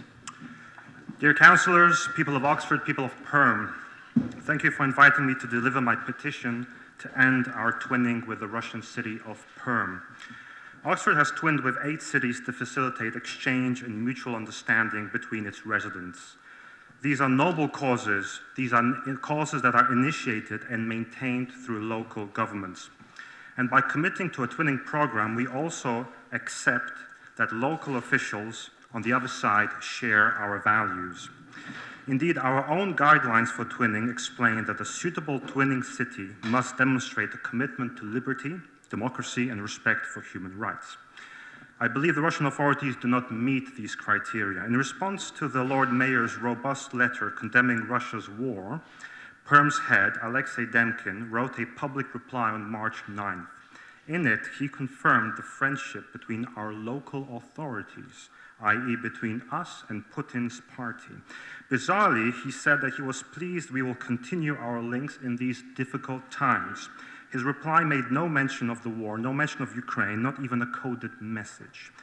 This public response, intentionally published only in Russian language, will make ordinary Russians believe all is fine. But it's not all fine. People in Ukraine are woken up by engines of Ilyushin-76 military aircraft made in Perm, our twin. Perm's website takes pride in its military industry. We should be feeling shameful to be associated with this machine. Oxford twinned with Perm a few years after the fall of the Soviet Union. Similarly, Oxford twinned with Bonn only a few years after the fall of the Third Reich. Yet today, Oxford and Perm share as little as we did 30 years ago. By contrast, 30 years after World War II was enough to transform Germany into a leading democracy. The lack of progress with Perm should force us to rethink how we manage twinning programs. Is Oxford benefiting in any way? Are we risking reputational damage by continuing this? If Perm hasn't changed in 30 years, will it change in the next 5 years? And more generally, what should it take to end a twinning project? While Perm's industry helps bombarding Ukraine, we should bombard Russia with messages of condemnation. But this message is not being transmitted effectively. Recent polls, and there were 3 of them, show that between 70 and 85% of Russians support the war, and 3/4 think it's a good idea to invade Poland. The people of Perm and beyond must be told that the war is wrong. The most vocal way of expressing our disapproval is by ending our relationship. Many people in Perm consider the association with Oxford as a matter of prestige. By ending this relationship, we will penetrate through the propaganda filter and make ordinary Russians realize something is wrong. Please don't underestimate the power of propaganda. I lived in communist Poland and in Saddam's Iraq. I know what local governments can do to people. It is possible that many people in Perm will not be bothered about this, but if they're not bothered, why did we start the link in the first place? Biologically, twins are supposed to be identical. Oxford and Perm are as far as you can get apart. We're not twins today. In Perm's place, I propose we twin with a Ukrainian city damaged by the war. At some point, we will certainly seek reconciliation with Russia, but at present, Ukrainian cities need our undivided attention. All our energy should go there. Ukrainian men and women have shown us that Ukraine is worth fighting for. Now it is up to us to help them realize that Ukraine is worth living in. Thank you very much. Glory to Ukraine.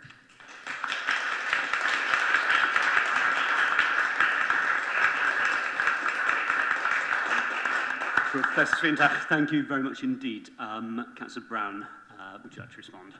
Yes, thank you, and thank you very much for your petition. I will answer your petition formally at the same time as after we've heard the second petition, because you'll understand we have two petitions today. I want to give the same response to both of you, but just to assure you that we have actually ended our twinning relationship with Perm. I know you submitted your petition to council before that had happened, but we have now done that. So thank you very much for your petition. Thank you very much, Councillor, and thank you, Professor. The second address is from Karen Hewitt, if Ms. Hewitt is available.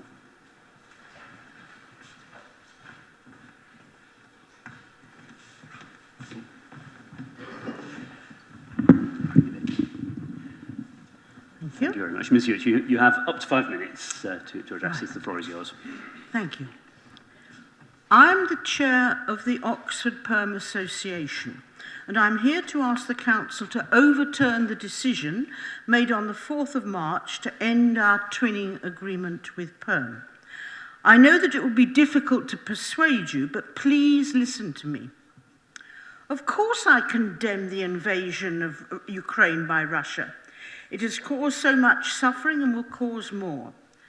Thousands of citizens of Perm also condemn it, but they are not allowed to protest as we are. On the 26th of February, the leader of the council made a statement thus, that our friendship links are with the cities and their people, not with their governments. This was clear and firm about the nature of our links. 6 days later, the leader issued a new statement.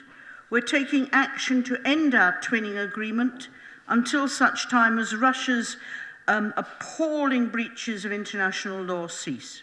What had changed? The answer is that there had been an online petition started by Professor Pavel Svichik, whom we've just heard, asking the council to break the link with Perm. The councillors apparently found the pressure from this petition untenable, intolerable. They could have solved that situation, but the council did not contact the Oxford Perm Association. It did not consult Oxford International Links, the body set up to coordinate them. It didn't find out, in fact, it totally failed to find out what hundreds of other Oxfordians thought. Perm City Council heard the new statement with shock and disbelief. At a time of acute stress, fear, and pressure on civic institutions in Russia, why had we suddenly abandoned them when they most needed our support? Perm's German twin, Duisburg, and American twin, Louisville, told the mayor of Perm that they believed their long-standing civic connections were strong enough to survive until peace eventually arrived. This was surely the principled democratic decision. Who were the people who started the petition and those who clicked yes? They were not involved in any of Oxford's twinning activities. They, and that includes Professor Svichak, didn't understand that the 27 years of our activity between Perm and Oxford did not involve politics from either side, but the Perm City administration made it possible so much to go and involve civic cooperation in arts, in young people's football, remember that? And in journalism, ethical journalism, medical projects and neighbourhood associations. It also involved hundreds of people from Oxford living with Perm families and people living in Oxford families. This cooperation was about the efforts of ordinary citizens to make the world a more friendly and trustworthy place. In the introduction to his petition, Professor Fitch explained that he felt shame every time he entered Oxford and saw the words twinned with Perm Russia. Poles have plenty of reason to dislike Russians, as do Ukrainians living in Oxford. Fine, but why are they allowed priority over all the other communities which have worked with the people of Perm for years? And why this emphasis upon shame? Are we to be ashamed of all our Russian friends? Are we to be ashamed of the Russians in Oxford? This is not the tolerant, liberal, decent city that I believed I lived in. In my opinion, giving in to this petition is not making a moral stand with Ukraine, but is a sign of Russophobia. And we know that there is plenty of that in this country. That is what we've come to. In times of war, hatred, fear and bitterness, Oxford should rise above such beliefs. I request you, I beg you, to overturn this rather terrifying decision and to recreate in people in Perm the trust of those who need us. Thank you. Thank you very much, Ms. Hewitt.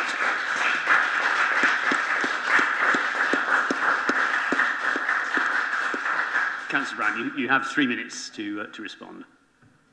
I think I probably should have 6, because I'm responding to 2, but anyway, thank you. Yes, could we do that? Yes. Thank you.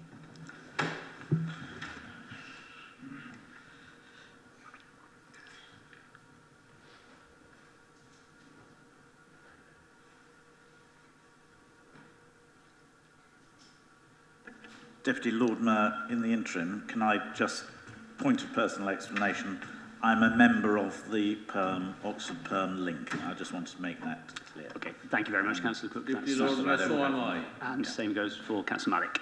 Any more? I'm not sure they're absolutely necessary, but I quite understand why people are making any more declarations of interest. I see none. Councillor Brown.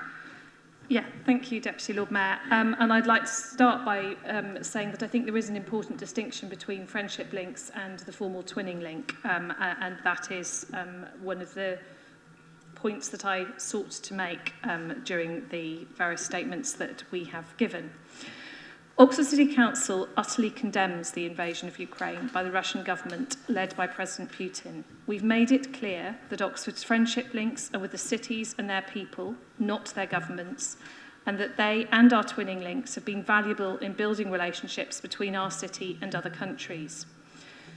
Official twinning arrangements have also allowed us to raise concerns with our twin cities about the actions of national governments.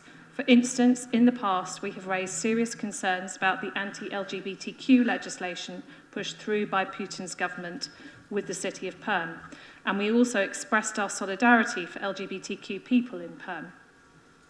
After the Russian invasion of Ukraine, the Lord Mayor and I wrote to the Mayor of Perm condemning the invasion and expressing our support for those in Perm who are bravely opposing the war. News from Ukraine got ever more grave, and Russia's appalling breaches of international law ever greater. I therefore took the decision on the 4th of March that our twinning relationship with Perm was no longer tenable. I did that, having discussed it with various people, including the leaders of the opposition in this chamber. I believe that the County Council, whose link with Perm region predates ours with the City of Perm, may also be seeking to end their link. We're sure that even though the formal twinning link has ended, many of the personal relationships between individual citizens of our cities will be maintained, which we very much welcome, as the people of Russia are now cut off from any independent news and fed a diet of state propaganda. We hope that at some point in the future we may be able to rebuild this twinning link based on the enduring friendships that led to it being established in the first place, and in the vein of our first twinning link in Oxford, that with Bonn, which has been referred to today, which was set up just a couple of years after the end of the Second World War.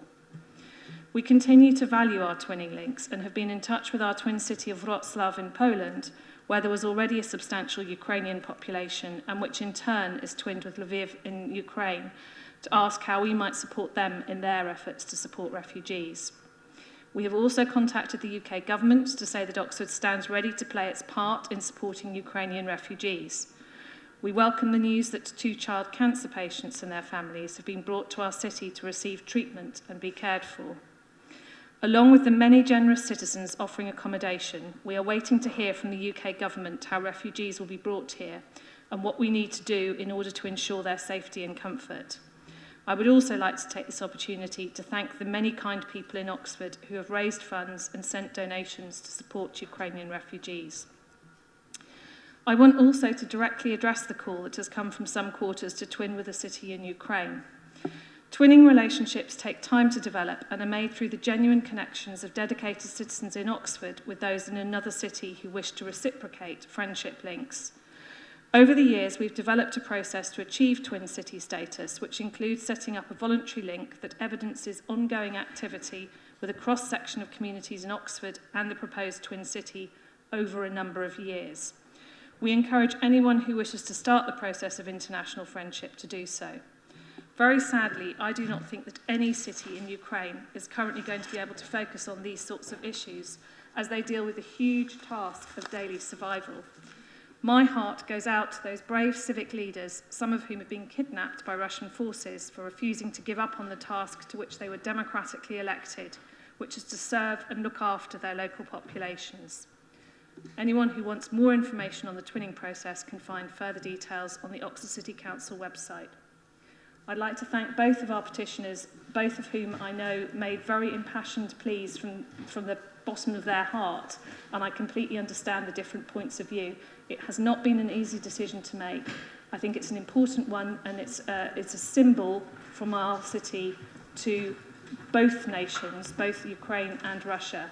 But I think it was the right decision. I think it was right that we waited until we heard from Perm.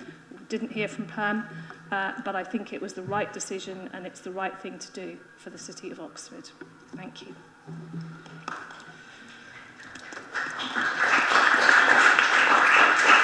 Thank you, Councillor Brown. I'm seeing Councillor Gant. I'm not quite sure on what basis. I just wanted to clarify a remark that the leader has just made in her address, with your permission, about consultation with group leaders. Is that permitted? Yes, although I think that some of these issues were addressed in questions earlier. But if there is a question, I'm willing to hear it briefly, Councillor. It's not a question. Thank you. Yes, thank you very much. Just to say, I think I heard the leader say that she'd consulted with group leaders about the announcement to end the twinning arrangement. Just to say, this is absolutely not a party political issue, and I'd be the last one to make it. On the first announcement, the leader did very properly and very consensually consult with group leaders. On the second one, which ended it, group leaders and I received an email informing us of the decision that had been made and asking for our comments. But the announcement then followed, I think, about an hour later, before certainly I had had a chance to look at it. So that's absolutely not a comment on the substance of the decision, and it's not a party political point. It's a simple clarification of fact. Okay, thank you, Councillor Gant. I suppose, Councillor Brown, if you wish to comment on that, but I clearly don't want this to carry on all night. No, understood. Okay, thank you very much indeed, colleagues. Thank you to both the speakers for your contributions.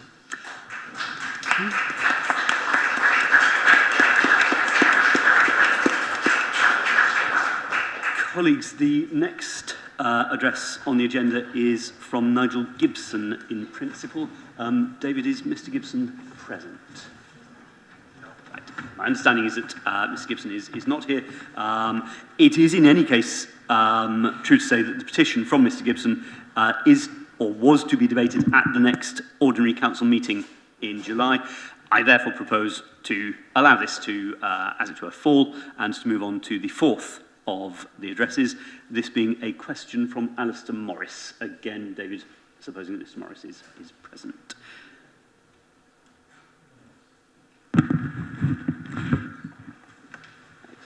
Mr Morris, welcome. I believe you have a question to put to, in principle, Councillor Arshad. You have up to 3 minutes to do so. Okay, thank you very much. The floor is yours. Good evening, everyone. Speaking to this council 4 years ago, I asked why community groups could not be more involved in council work. Here we are 4 years later in the midst of a climate crisis and still nothing has happened. I refer specifically to the planting of trees along street verges, at the very least replacing those that have been removed and or felled, which I believe are supposed to be replaced. The council may be too busy and not have the finances required, but why can responsibility not be passed to responsible community groups? All you need to do is check for the services, recommend the correct tree species to be planted, and show us how you would like these trees to be planted, and then just let us get on with it. We can supply the tools, materials, trees, and the labour. Why is that so difficult to do? The IPCC said recently that we are on track for an unsurvivable future, and yet we just carry on increasing our emissions. I know that the council does a lot of work, and a lot of good work, but there is more. I believe there is more that we could easily be doing. I believe you have to delegate some of these responsibilities if you're unable to do them yourselves, and trust in people's resources, energy and commitment for their own mental health, if nothing else. Best future, or at the very least, a future, please. Thank you very much indeed, Mr Morris. Councillor Arshad, you have in principle 3 minutes. Thank you, Alistair. Really appreciate your question. I just want to respond to that. Oxford City Council is using this Platinum Jubilee year to contribute to the National Queen's Green Canopy project, a project that encourages everyone, including individuals, community groups, organisations, schools and businesses, to plant a tree for the Jubilee. This coincides with launching the implementation of our urban forest strategy, which was published last year. In response to the climate emergency, Oxford City Council has planted over 10,000 new trees in its green spaces in the last 5 years. What we need now is to help increase the number of street trees, and in order to achieve this, we will engage with our communities. Planting and maintaining healthy street trees is an involved and costly process. This is due to the complexities of establishing viable tree pits adjacent to highways in pavement areas and verges with subsurface utilities, and the ongoing care needed to avoid root compaction and canopy health. The council does not always have control of the land, but where we do, ODS states that the cost of purchase, establishment watering, ongoing arboricultural care and insurance of each street tree costs around £20,000 during the course of its life. We would welcome support from the community groups to help us raise funds for more street trees and to help us maintain them, particularly with watering. This month, the City Council is launching a street tree sponsorship scheme. We are looking for sponsors to fund the initial phase to establish a tree pit, purchase and plant a semi-grown tree, and water it for the first 3 years. We plan to provide a new avenue of street trees in at least one location to mark the Jubilee. We are working with the Oxfordshire Tree Collaborate Group to design a city-wide campaign to encourage residents to plant a tree in their own garden or communal space. We are providing links and advice on what and how to plant, and where possible, the trees themselves. We will be linking in to many community groups across the cities to help us deliver this, and we welcome your support. With regard to tree felling, the council has a tree policy which makes a commitment to replacing trees that have been felled or removed. Trees need to be felled for a variety of reasons, and in some cases, it is not possible to replace the tree in the same location. The City Council will try to improve our communication where this is the case. Thank you very much. Thank you very much indeed, Councillor. And thank you very much, Mr Morris. Thank you. Colleagues, that brings us to the end of public addresses and questions. We move on to item 18, outside organisation/committee chair reports and questions. That's on page 119 of the briefing note. This is one of those which has a recommendation that the Council resolved to note the report. I'm not altogether sure who from the Cabinet is proposing it. It looks like it's Councillor Brown. Anything to say on it, Councillor Brown? Oh, sorry. I'm going to move the report formally, and I will do my best to answer any questions if they come up. Should any come up, absolutely fair enough. Just for the record, who will be seconding this? I think Councillor Thomas got in there first. Questions, comments? Councillor Gant. Well, I'm sorry to be giving you trouble, Lord Mayor, but I'm actually going to ask about an item that's actually not on the agenda. I knew there was something bothering me about this item, and I checked back to our last meeting. This is a standing item on our agenda, which was introduced relatively recently, which is a partnership report. A very useful and important addition because there's so much partnership working that goes on. At our last meeting on the 31st of January, there were no reports in this item. And it said on the agenda that there'd be two today, one on the children's, this one, and one from the Future Oxfordshire Partnership. But that isn't here, so I was just wondering, why not? Councillor Brown. I suspect because we forgot. Apologies, but I'm really sorry about that. And I'm sure we can bring one to the next council. Yes, my fault, because my responsibility, my partnership. So I'm sure we will make sure that the one comes to the next council. Perfect. Thank you very much indeed, Councillor, and for eagle-eyed Councillor colleagues. Any other questions or other matters relating to item 18? I am not seeing any. As I say, we are recommended to note the report. I think that probably for the show of the thing, we should move to show of hands. All those in favour of so noting.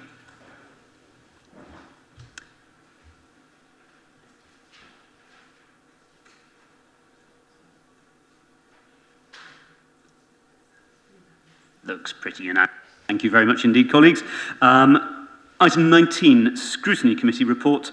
Here too we have a recommendation to note the report. I believe Councillor Wade, as Chair of Scrutiny, will be proposing. Fire away, Councillor. Thank you very much, Deputy Lord Mayor. I thought I'd speak to it briefly because there is one thing that I'd like to talk about, not for too long, I promise.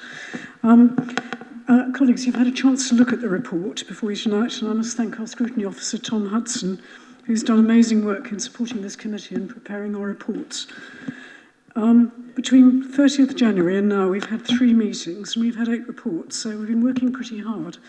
But of these 8 reports, there's one I particularly want to draw to your attention, and that's the Oxfordshire 2050 Plan Update, which has come before us and which was followed by a briefing.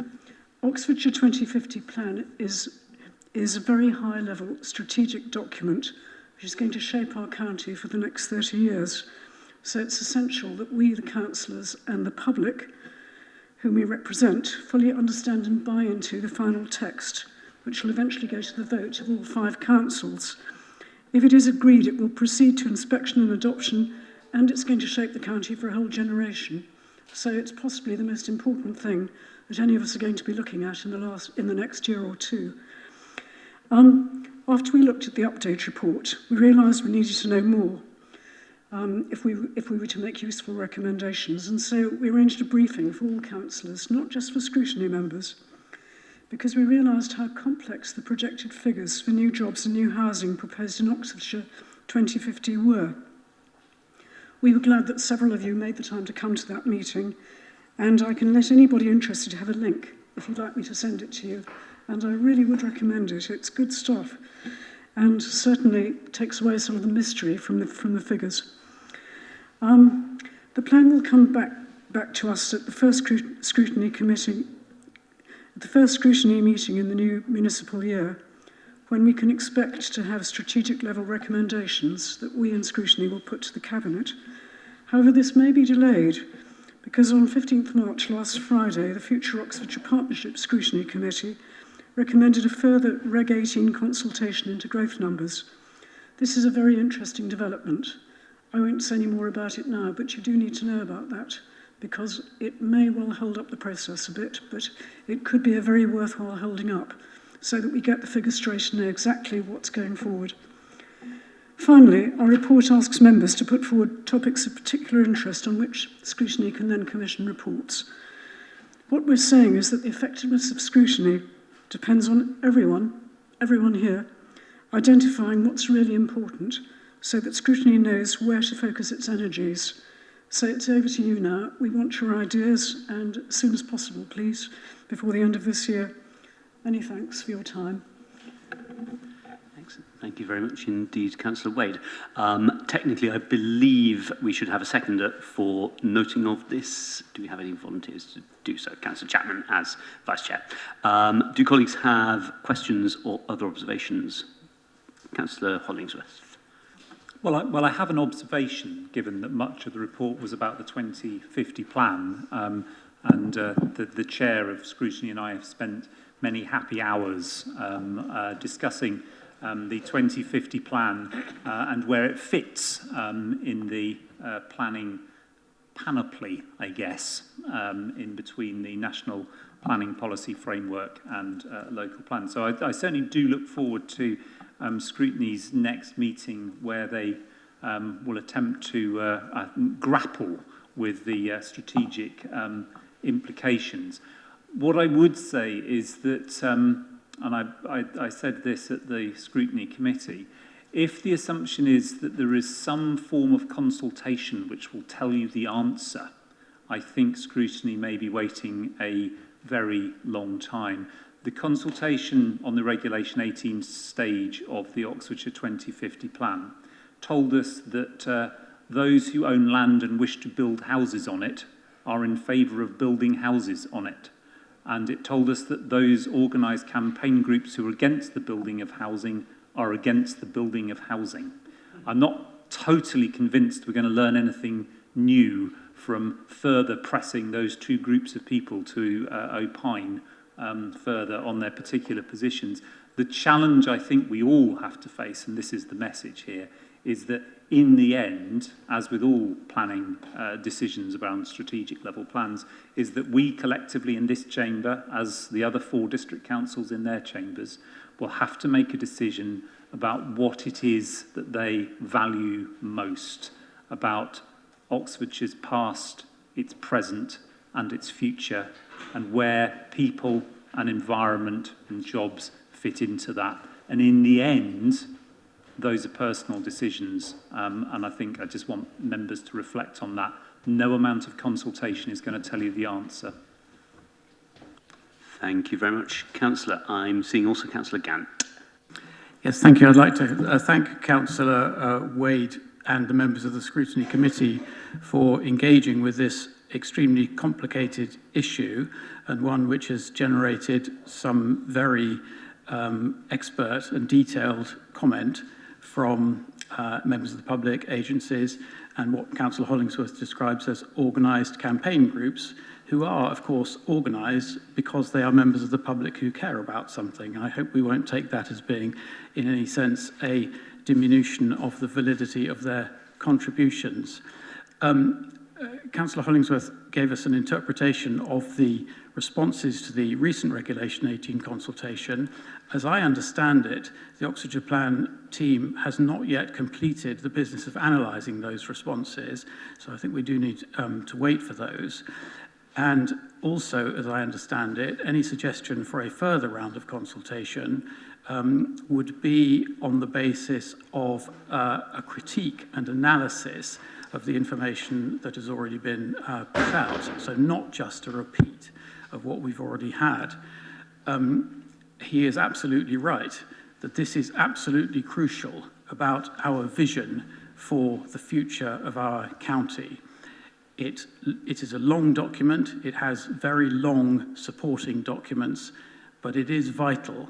We individually, councillors, those of us who will still be here after May, will have a vote on that vision, which we will need to find a way of aligning with the views of our colleagues who don't live in the city, but live in rural areas around about. And we will need to be cognizant of the effect of those decisions on their areas. Thank you. Thank you very much, Councillor. I believe I've seen Councillor Brown also wishing to speak.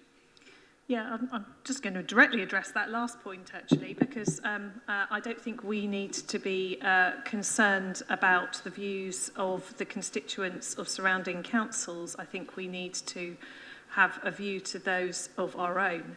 And I think we need to recognise that the people who are missing from this debate at the moment are the people who are my constituents, the constituents of many people in this room, who are working 2 or 3 jobs, who are living in precarious housing, who are desperate for affordable housing, and who have not got the time or the ability to be participating in these sorts of consultations, but are desperate for the affordable housing.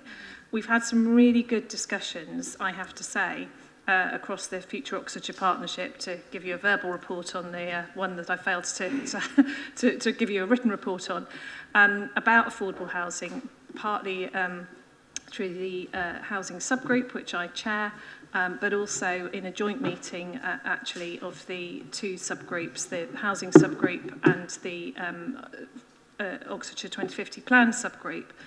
And I think what was quite striking to me was that there was a general acceptance that there is a desperate need for more affordable housing and a deep unwillingness to face up to the realities of what that means in terms of actually building housing.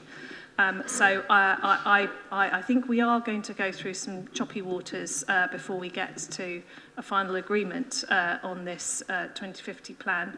But I do not want us to forget in this chamber the people who brought us here and the people who need us to represent their interests, which is those people in our city who are living in really poor housing and those people who've been forced to move out of the city because they can no longer afford to live here.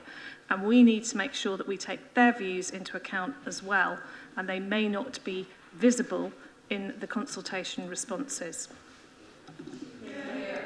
Thank you very much, Councillor. I believe I've also seen Councillor Turner, and yes, I would like to call him. You did, Lord Mayor. It was just a short contribution, really. I'm appreciating the interest from the Lib Dems talking about the Scrutiny Committee's engagement with the Oxfordshire 2050 plan, and that's fine. I'm wondering a little why that group has found its voice so well in this, but simply voted against the South Oxfordshire Science Village report earlier in the agenda without having anything to say for themselves at all. I find it rather curious.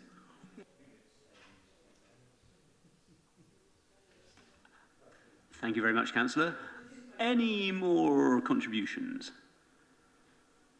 I don't believe I'm seeing any. I think that probably means that technically Councillor Wade has the right to sum up before we vote on whether or not to note the report. Councillor Wade.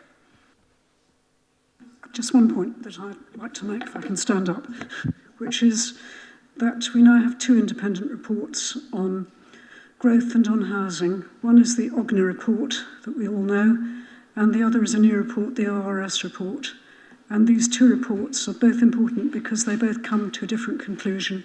And that's what our scrutiny members, and in fact councillors as a whole, need to think about. The housing growth and the employment growth are absolutely central to where we go on this plan. And that's what I'm hoping that scrutiny in the next year will consider. Thank you. Sorry, I think Councillor Wade is being slightly misleading about the status of one of those reports. One is a formal part of the Oxfordshire 2050 plan process. One is a report written on behalf of an objector.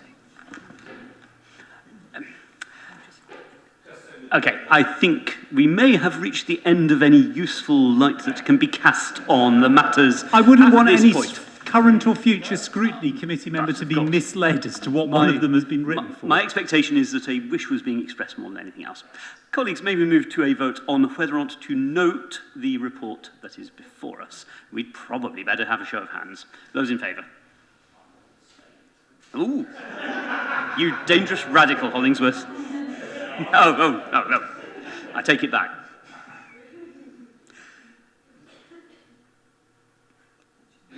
Colleagues, it looks unanimous once again. Thank you very much. We are now able to move on to the last item on the agenda, motions on notice. As colleagues will be aware, you're also very well aware that we traditionally and conventionally have 1 hour for this item. My expectation and intention is that that should be the case again tonight. I have ambitions that we should get through at least 3 of the motions before us, if at all possible. They are in a variety of different ways of extreme importance, as I'm sure colleagues will appreciate. I would remind colleagues, therefore, that we have 3 minutes maximum for each speaker, and of course that is a maximum and not a target. Having said all that, we are kicking off at, by my clock, 1942. We have therefore until 8:42 to complete this item. The first motion before us is on end fire and rehire. Councillor Mundy, I believe you are to move the motion. Fire away. Okay, thank you very much.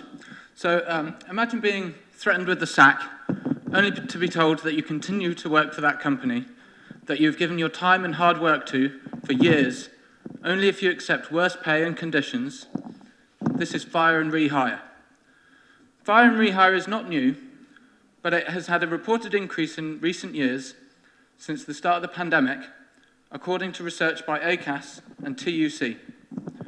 Reports have shown that the pandemic has been, in some cases, used as a smokescreen to attempt to impose worse conditions and pay cuts on workers. This has been under the guise of financial pressures on the employer. Companies including British Airways, Heathrow Airport, British Gas, Jacob Dewey Egbert's Coffee, that's in Banbury, Tesco, Weetabix, and News Quest Media Group have threatened or imposed fire and rehire on employees. Weetabix has been in a dispute with Unite the Union and have threatened to impose a £5,000 pay cut on its engineer staff in the factory. This is despite enormous profits for the company, while housebound people in lockdown grazed on breakfast cereals. Weetabix owns Alpen and Readyback, as well as their flagship brand. According to TUC research, nearly 1 in 10 employees have faced the threat of fire and rehire, with working class people much more likely to be impacted than those from higher economic groups, and black and ethnic minority people much more impacted than white workers.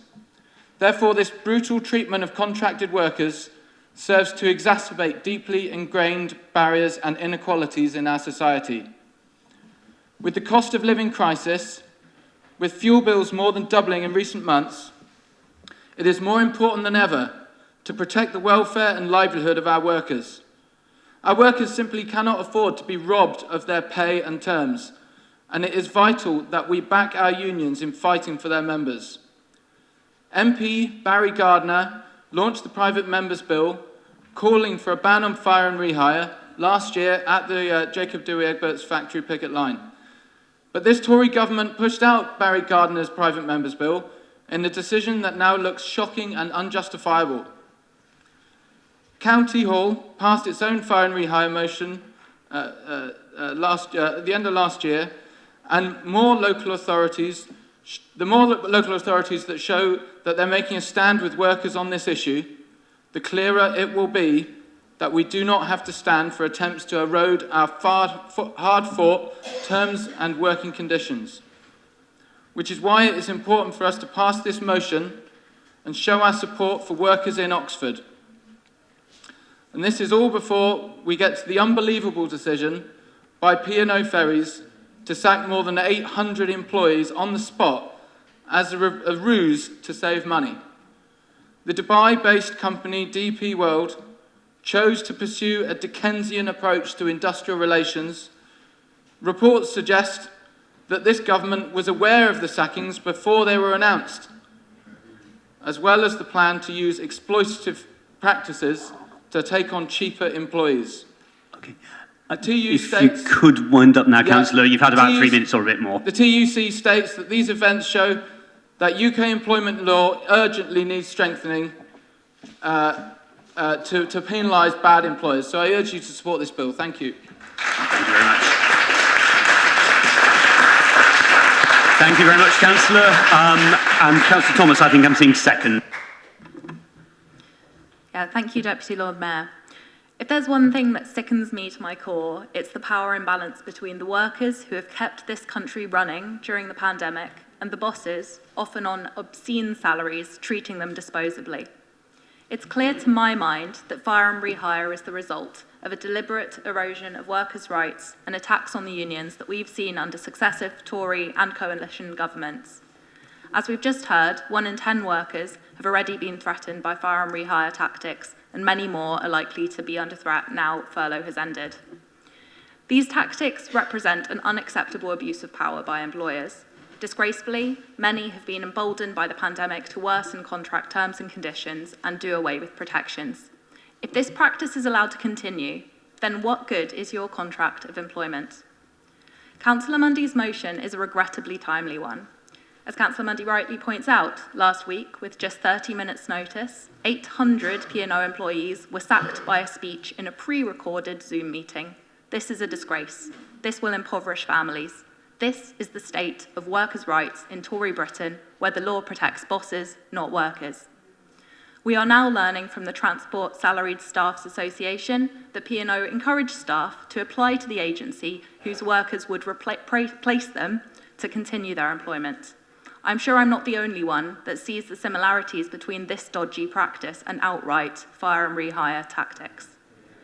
Tories say they condemn P&O's actions. My question to them is this: why did you filibuster the very bill that would have prevented it? The fire and rehire bill would have allowed workers to secure an injunction to reverse the P&O sackings, but was blocked by government. How did we end up here? Because employment precarity is Tory policy. But though I think we need a Labour government to address this power imbalance, this motion identifies ways that we, as a council, can call out the exploitation of workers who gave their all during the pandemic. Weetabix, Tesco, British Gas, P&O, we see you. And do you know what? Our city wants no part of this. And do you know how I know that? Because trade union branches across Oxfordshire have sent messages of solidarity to JDE workers and Oxford Mail journalists and have donated to strike funds when needed. We must take our lead from the grassroots campaigns in our city. Council must stand with the workers and oppose fire and rehire whenever we encounter it. Worker exploitation needs to end. I wholeheartedly second this motion. Thank you. Thank you very much indeed, Councillor. We now move to debate. I'm seeing at least one colleague. So please, Councillor Bailey Summers, fire away. Turner, sorry, just to be clear, Councillor Turner, I also saw Councillor Jarvis, Councillor Fairweather, Councillor Brown, in approximately that order. Oh, and yes, Councillor Diggins. Correct me if I get this wrong. It's entirely possible with that number of speakers. Councillor Bailey Summers, fire away. As a member of Unison, I oppose the awful tactic of fire and rehire. Workers who got the country going during the pandemic shouldn't have to pay for the cost of COVID again. P&O tactics are the epitome of what's wrong with the UK economic model. Workers sacrifice at the altar of greedy shareholders who would rather stash their money in offshore accounts instead of benefiting the greater good. This callous strategy is banned in Ireland, in my country, in France and EU. It has no place in the 21st century in Britain. Support this motion.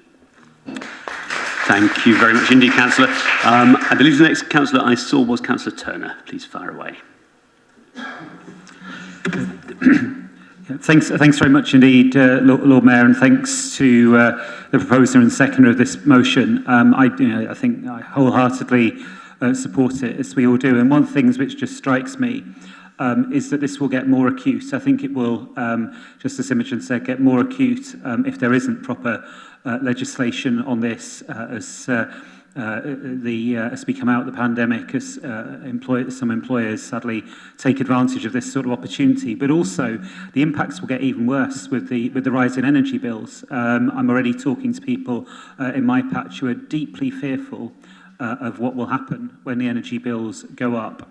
And of course they've gone up already, but when the increase in the price cap fully kicks in and keeps ticking up, the government's mitigations are in no way adequate. So if you then couple that with the sort of precariousness, job insecurity, poor treatment, which is faced by so many. It's a toxic, toxic cocktail.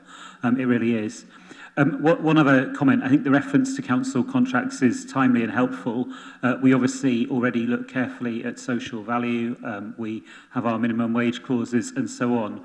But we are working through various changes to the procurement strategy at the moment. And certainly, I think this is an area where if there's any strengthening to do, we should do it. Thank you very much, Councillor Turner. I believe Councillor Jarvis I saw next. Thank you, Deputy Lord Mayor, and just to thank Councillors Turner and Thomas for bringing this motion, which I think is incredibly important, and by the sounds of things, and I hope of things, it will get the unanimous support of this chamber, which I think will be a really powerful message.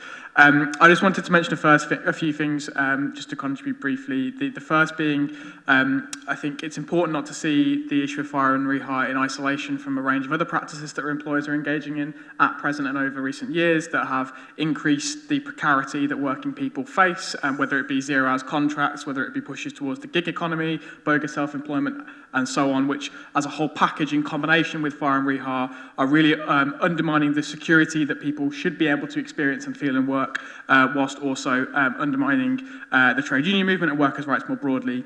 The two other things I wanted to say is just, and it's been alluded to already, over the last week or so with the P&O Ferries firings, the thing that's really sickened me has been the response from Tory MPs who have criticised and complained about P&O's practices, whilst last year, as has already been said, they lined up to block legislation which would have stopped this kind of practice from happening. And I think the hypocrisy and the crocodile tears we're seeing from them really is disgraceful.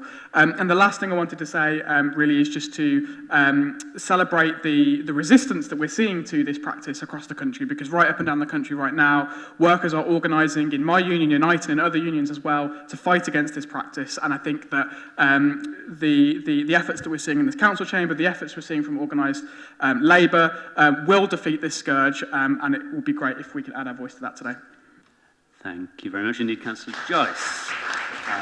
Councillor Fairweather, I believe I saw next. I thank Councillor Mundy for tabling this motion.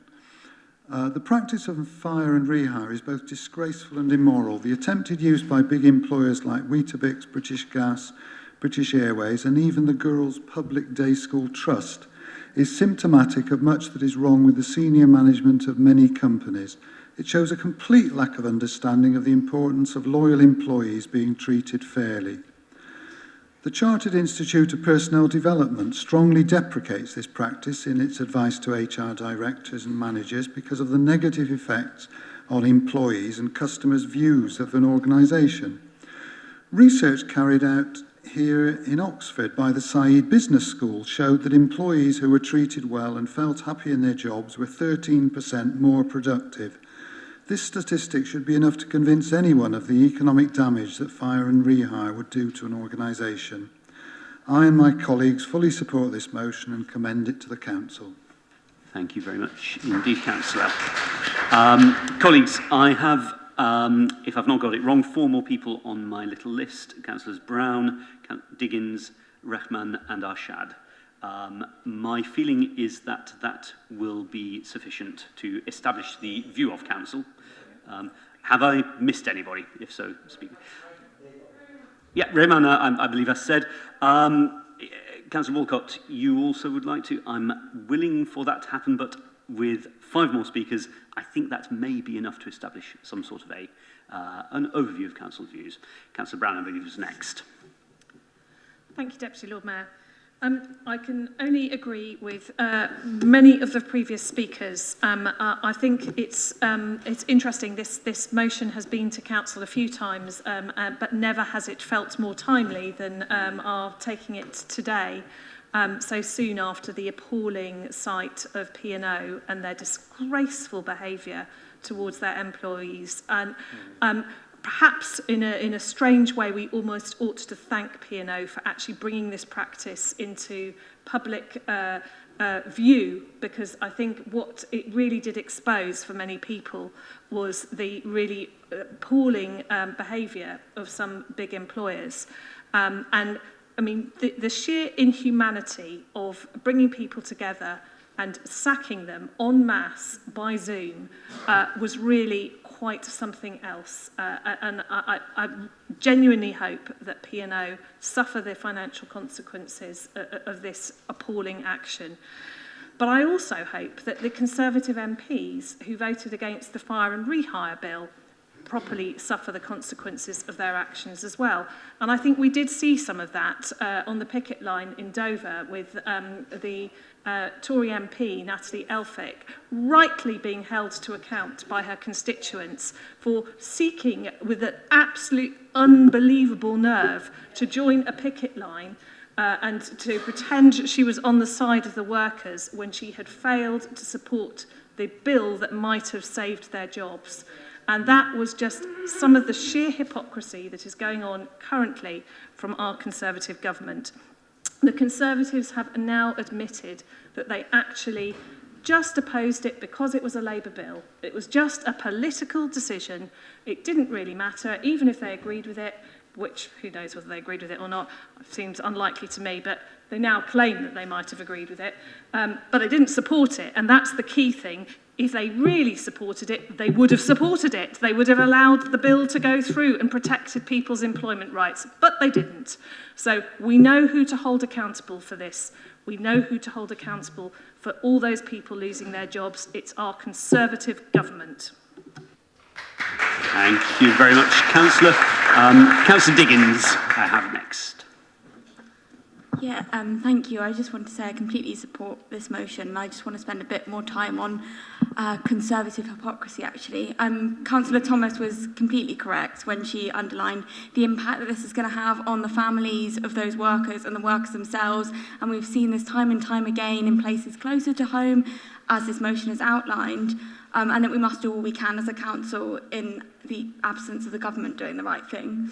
And as has been outlined by pretty much everyone, Tory MPs have spent the last few days opining about how awful the situation is at P&O ferries. But, as my fellow councillors have also pointed out, in October last year, they blocked a bill which would have outlawed the practice. And it seems that they, in fact, knew what was about to happen the day before. And they have, as of about half an hour ago, failed again to support a Labour motion in the Commons to condemn P&O and support the outlawing of fire and rehire. And it seems to me almost as if they've only decided quite how bad it is, having seen the rightfully horrified reaction of people across the country, and that they just won't support its outlawing when they don't think people are quite paying enough attention. So I therefore urge you to support this motion in opposition to this disgraceful practice. Thank you. Thank you, Councillor, for some up-to-date information there. Councillor Reckman, please. Thank you, Deputy Lord Mayor. Doesn't it sound appalling that you employees are asked to come back and work do the same job for less pay and worse conditions? The sense of injustice sends alarm bells ringing. I hope and expect that sense of injustice resonates across the chamber. I'm proud to be part of a party which is embedded in workers' rights and supports trade unions that have battled for workers' rights, achieved many successes and victories, including against Clark's and Tesco's. We have seen just recently P&O has essentially thrown employees' livelihoods overboard while lining shareholders' pockets. This practice is based on nothing but greed. Working class people are the backbone of our society, and I hope that we can support them and respect them and pass this motion. Thank you. Thank you. Thank you very much indeed, Councillor. Councillor Arshad, far away. Thank you very much. I agree with my colleagues in this council, so my full solidarity to all the workers fired without notice. The utter contempt this government has had for hard-working people. We work for our employers. They pay us for our service. There is no ownership. We are not slaves. Our rights matter. The government knew in advance, did nothing, and now find outrage at the fire and rehire did. If any of you listening and watching voted Conservative in the last election and you are not sure if you did the right thing, then wait and see what result of the fire and rehire vote is. Because if they don't vote to end this disgusting practice, then it's a clear message that they are not on the side of the British workers. Fire and rehire should be illegal, but isn't. So the only action workers can take against unreasonable employers trying to force detrimental contract changes is to strike. They are not just defending themselves, they are defending all of us. Please show your support and support this motion proposed by Councillor Edward Mundy. Thank you. Thank you very much indeed, Councillor. Councillor Walcott. Thank you, Deputy Lord Mayor. I can see all of us are really singing off the same hymn sheet, which is incredible, and it's good to have such strong cross-party collaboration on a motion like this. And thank you, Deputy Lord Mayor, for allowing Councillor Mundy, who brought this motion, the extra 3 minutes and a couple more seconds to continue to speak. But 3 minutes really isn't long enough when you think about what it is that people are experiencing every single day: stress over their jobs, anxiety, depression, concerns over universal credits, all of those things are impacting people's lives, and we have a government that doesn't seem to care, a government that just seems to be talking for talking's sake and not actually doing anything to protect workers' rights. And the other thing I'd just like to lay attention to that perhaps we didn't really touch upon today was it's not just the big companies that we see, the Weetabix, the British Gas, all of those big industries. It's the law firms that work with them to help them be creative with the law, that help them find the loopholes to ensure that things are legal when they really shouldn't be, or those practices should be illegal. And actually that's something I think we can campaign against in terms of those law firms, the people that are really making sure that these companies are doing everything they can to undermine and exploit people within the UK. It's truly terrible. Thank you very much indeed, Councillor. Colleagues, thank you very much. That brings us to the end of the debate, apart from Councillor Mundy to sum up before a vote, should he wish to do so. Yeah, sure. Thank you. Yeah, so thanks for the contributions, fellow members. Thanks to Ed Turner for raising one of the key points of the motion, which obviously I didn't say myself, and that is that this council should support a breadth of good employment practices by suppliers and partners, including the commitment to not threaten fire and rehire. And thank you, Chris. It's right to say that our council stands with our workers, from our car factory workers to our university staff, and it is so important that we stand for workers' rights in all fields, and of course for the Oxford living wage, that particularly hospitality workers in our city don't receive. So we need to do what we can about that as well. And also, in the, I hope, extremely unlikely event that an employer in this city does threaten fire and rehire, our council should voice our opposition in no uncertain terms in that instance. And it's also worth pointing out that fire and rehire is actually banned in a number of countries in the world. The ones I'm aware of is Spain, France, and Ireland. So there's no reason why we can't be having the same employment regulations in our own country and back the workers here in the UK. I've also got like a bit of an anecdote really that I saw in the papers. I think this guy, he was on 5 Live, a gentleman called Mark Cannett Baldwin. So he was an agency worker, and he was hired by P&O, put into the back of a minibus up in Scotland at Cairnryan. And he recalled that it was quite normal to not really know what was going on. But when he sees 10 guys, and this is a quote, 10 guys with handcuffs and balaclava-type hats and black masks, he thought, what's going on here? And then when it came to it and he realized that he was taking the jobs of these people that had just been sacked on the spot, he turned around, and despite the fact this is his livelihood, you know, he's obviously turned up expecting to do a paid day's work, he's turned around and he said, no, my morals and my ethics tell me I cannot do this. And he's turned around and he's basically, he's left them there. And, you know, if he's prepared to do that, we must stand against this. It's absolutely outrageous. So thank you for your support. Thank you very much indeed, Councillor. I should like to move to a vote now, colleagues. It's very straightforward. Yes, no vote. All in favour of the motion, please show.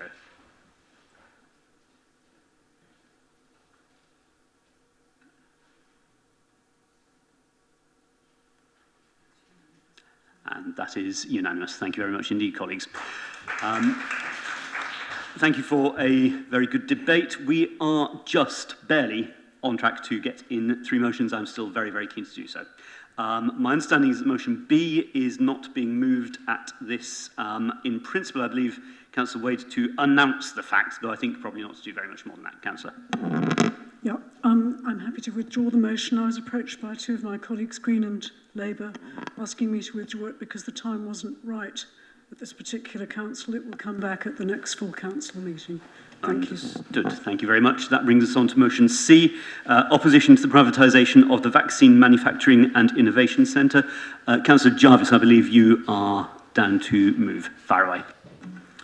Thank you, Deputy Lord Mayor. And I just want to start by thanking the campaign groups who've come together to support this motion, including We Own It, including Keeper NHS Public Oxfordshire and the Socialist Health Association, among others, and also the councillors and campaigners who joined the demonstration earlier this evening, which colleagues who were in the Lord Mayor's briefing would have heard the noise from that demonstration, but especially to Councillor Upton, to Councillor Null Hartley and Councillor Mundy for speaking at the rally that was held on the Town Hall steps.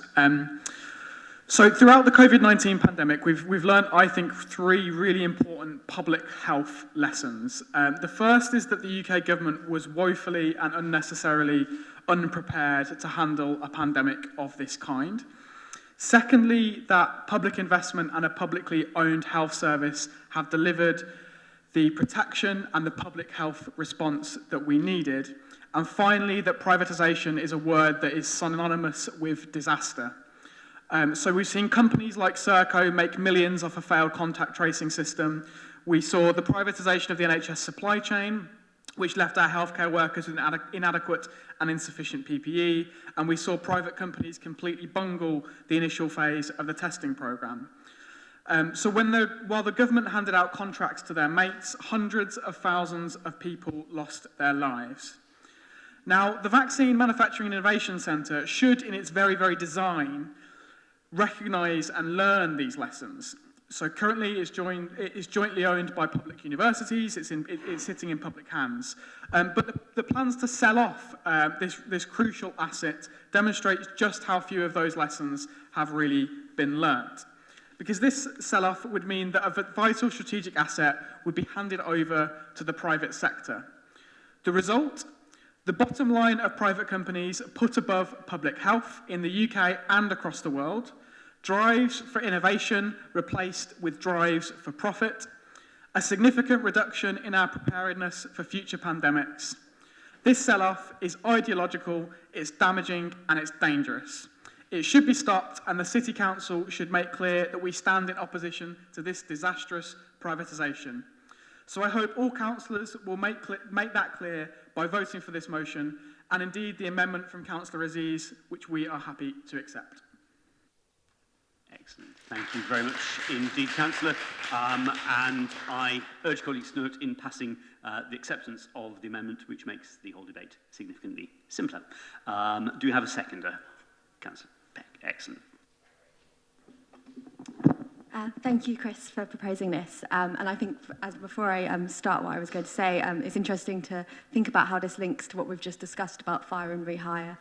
It's, again, about companies putting profit before people, whether that's before workers and their livelihoods or before public health. So I'm really pleased to be seconding this important motion today on a topic which I hope that most people in this chamber will be able to agree on. The Vaccine Manufacturing and Innovation Centre, or VMIC, being developed at Harwell, builds on the legacy that Oxfordshire has created over the pandemic with the development of the AstraZeneca vaccine by Dr. Sarah Gilbert and her team. It's an opportunity to add to our county's world-class scientific facilities, and yet the threatened sell-off, the sell-off that means this won't be owned by public universities, puts this at risk and undermines this project. Private sector involvement in the healthcare sector should be opposed on ideological grounds. Everyone should have access to free healthcare, no matter their background, their wealth, where they were born, who they know. That's the principle that the NHS was founded on. Free healthcare at the point of delivery, from the moment we're born to the moment we die. And the point is, and the thing is that beyond personal belief in free healthcare, privatisation doesn't make for a better healthcare sector either. Throughout the pandemic, private involvement in the health sector has been massively damaging, as Chris has already discussed. When a business is in charge of healthcare, its number one priority is making profit, not making people better.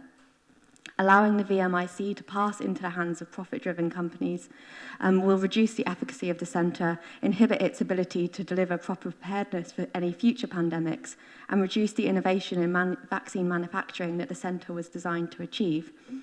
It would go against every value sitting behind both the VMIC and the NHS that we're all so proud of. Of course, we've seen throughout the pandemic that the Conservative government doesn't really care about this and is happy to sell off bits of the NHS where it's convenient. We'll be all too aware that, we're going to have to pay for lateral flow tests. People have had to pay to travel abroad for the tests that they needed until recently, and that when our country was in crisis, Tory ministers were letting their friends charge the NHS millions for shoddy PPE. So we can't sit and watch this happen yet again. It's vital that we stand up and oppose the sell-off of the VMIC. As Chris has said, thank you to Keep Our NHS Public Oxfordshire and We Own It and all the other campaigners who got behind this and were outside the town hall today. And thank you to Councillor Aziz, even though she's not here, for her amendment highlighting the disproportionate effect that healthcare inequalities have on black and brown people in low-income countries, particularly when it comes to vaccine access. I totally agree with her that it's unjust. In the UK, we've vaccinated our population almost 3 times over, and other countries have barely got 10% or far less of their population vaccinated. So when the privatisation of our NHS and healthcare system is threatened, we have to stand up and fight back to ensure that our healthcare sector remains in public hands, safe from corporate greed.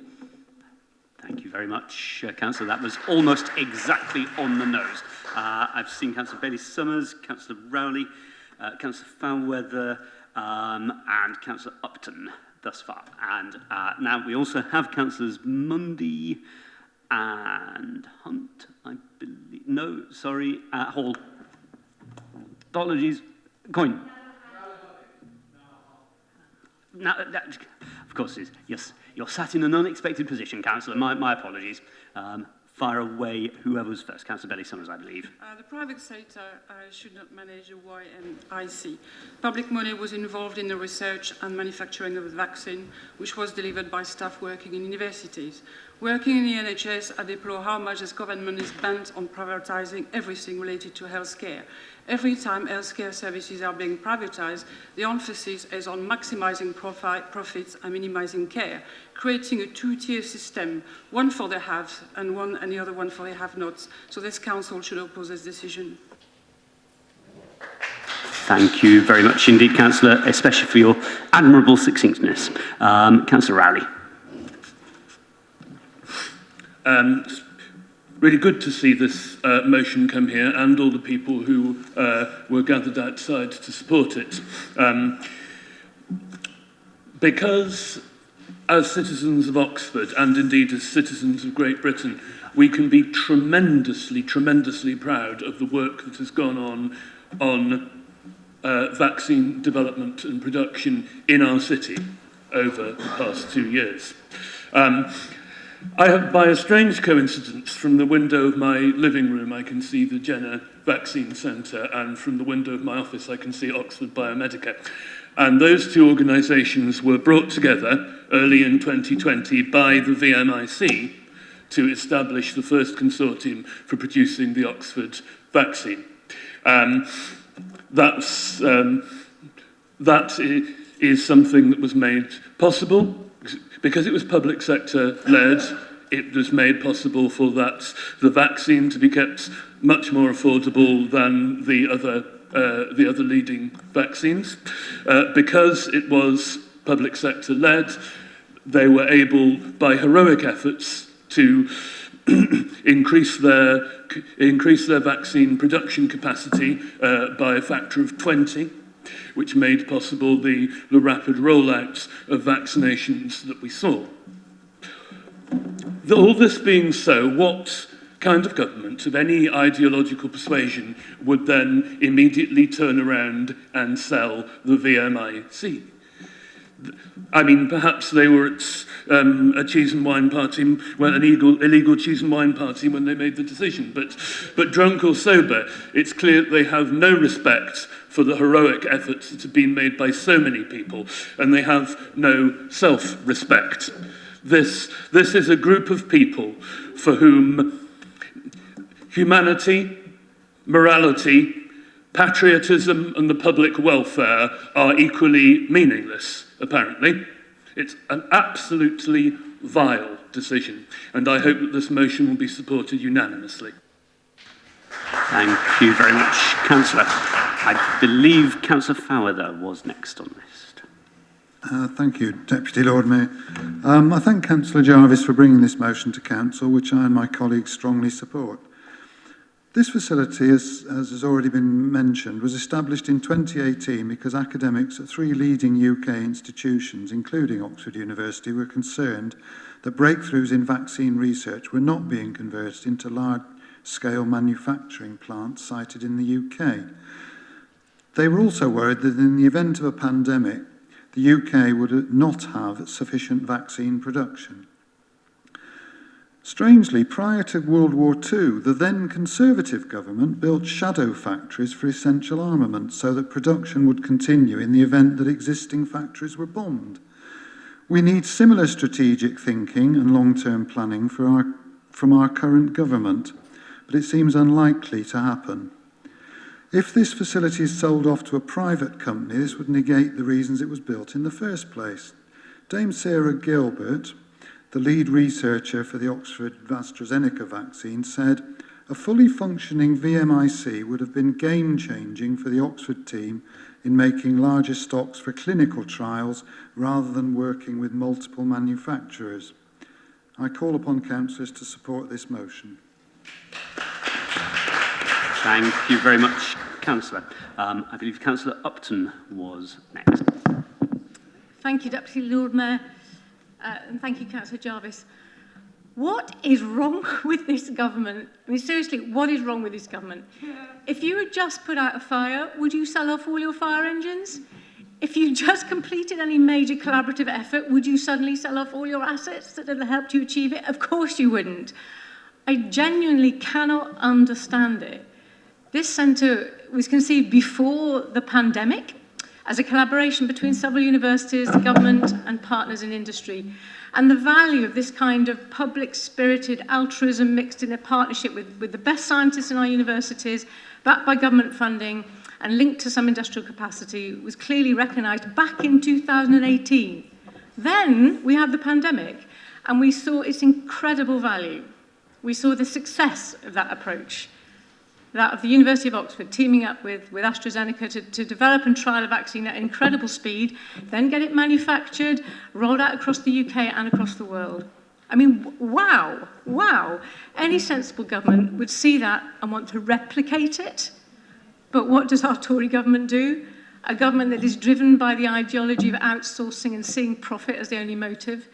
They have decided to sell it off. I seriously see that as a dereliction of duty. This should be part of our national security infrastructure. Selling it off into private hands will completely undermine the collaborative spirit which this pandemic showed to be so effective. They clearly didn't learn from the debacle over procuring PPE at the start of the pandemic. Maybe you remember the outsourced company that was supposed to be providing it was undergoing a takeover battle when the pandemic struck. They were completely distracted, too worried about their share price to actually get our nurses and doctors and care home staff the equipment they needed. And I think by having a vaccine produced as a centre that is genuinely concerned with people's health, whose bottom line is about having lives saved, not about the profit being made, we would be able to do the right thing for everybody. We would be able to vaccinate low-income countries of the world, to avoid the problems of the repeated new variants arising as the virus continues to circulate among populations who are not vaccinated. This is why anyone thinking strategically about future threats would say you would have to be crazy to sell off the Vaccine Innovation and Manufacturing Centre. That is why today here we are saying hands off our vaccine centre. Thank you very much, Councillor. I currently have on my list Councillors Mundy, Nella Hartley, Lubna, and I'm just seeing Councillor Diggins. That is where I should like to draw the line and move on to a vote, if that's okay with colleagues. Councillor Mundy. Right, thank you. Thank you, Chris and Lucy, for moving this motion as well and for appreciating the amendment that Shyster had raised. And as you said, we spoke outside at Town Hall before this meeting with representatives of We Own It, Keep Our NHS Public, and also the Socialist Health Association. Now, the VMIC is the only advanced facility of its kind in the UK, and is vital for future pandemic response and vaccine development. It is vital for our own future control of pandemic responses that the VMIC is in public hands and not driven by profit. Now, this is twofold, as countries in the global south lack access to the vaccines required to fight off the coronavirus pandemic. Countries that have developed vaccines and rolled out huge programs to vaccinate their own population have a moral duty to vaccinate people in the global south whose access is blocked by limited production licenses and financial hardship. But not only that, we have seen with COVID-19 how the virus mutates in high-risk areas, for example with Omicron and with Delta from South Africa and India respectively, and in so doing, often reducing the capacity of current vaccines to prevent transmission and infection. We owe it to people globally, including our own population here, to advocate sharing vaccines and production rights, and only then can we have control over COVID-19. Now, this government once again prioritises private finance and profits and corporate control over our healthcare and our National Health Service. This is a government whose poor handling of the spread of COVID here in the UK led to an appalling rate of excess deaths. They simply cannot be trusted to prioritise public health. That's why I trust our City Council here will back this amended motion calling for the VMIC to stay public for the future health of people here and abroad. And we also call on the founding universities of the VMIC, that's Oxford University, Imperial College London and the London School of Hygiene and Tropical Medicine to do everything in their power to prevent this sell-off. And that is why I support this motion. Thank you. Thank you very much indeed, Councillor. Councillor Nala Hartley, far away.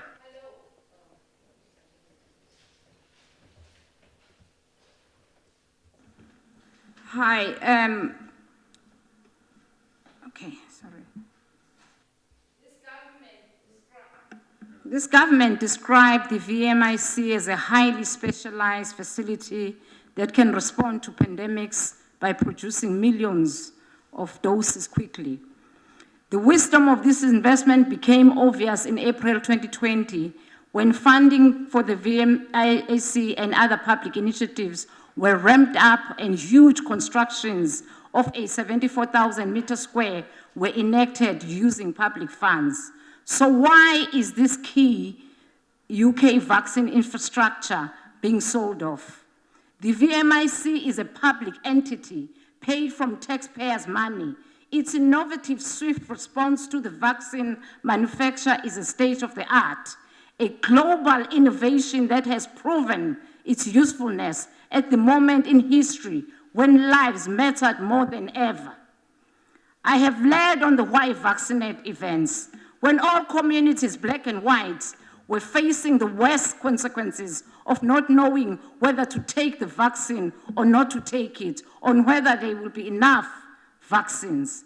Why take this incredible work and sell it to the highest bidder? There must be an immoral indignation. We must condemn this carelessness, this disregard of human life. Privatization puts profit before human lives.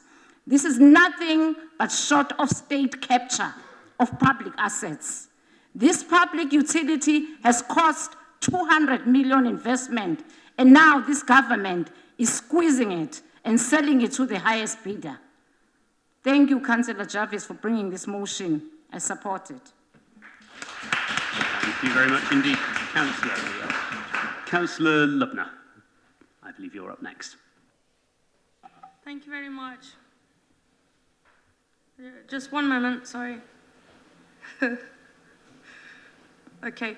The UK's first dedicated vaccine manufacturing innovation centre announced represents a new front line in the nation's defence against global pandemic threats. The government is now arguing that this facility no longer needs to be a government-owned after witnessing the large-scale production of successful vaccines by large private companies.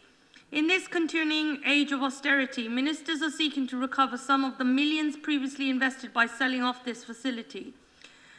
My comrades here, along with my comrades here, and thank you to all the protesters who came out earlier, by the way. Someone actually, before I got on the bus, one of the protesters were coming home, And they stopped me and said, oh, are you going to full council? And I said, yes, I am. And they said, oh, please do speak on the motion that's coming. So this one is for you and everybody else here. The decision to put the VMIC up for sale fails to learn the basic lessons of the last 2 years. Throughout the pandemic, we've seen countless elements of the response handed over to the private sector, whether it be sidestepping NHS laboratories to hand testing contracts, the likes of Randox, or using contract tracing to siphon millions of Serco while ignoring the expertise in our local authorities. Private profit has been put above public health. Multinational companies have lined their pockets at a time when protecting people from the virus should have been put first. We should be learning the lesson from this, not repeating the mistakes. To ensure the UK is properly prepared for the future pandemics and has a truly innovative approach to vaccine development and manufacturing, this was the first dedicated site. And obviously, it should be held in public hands, free from the distorting influence of private profit.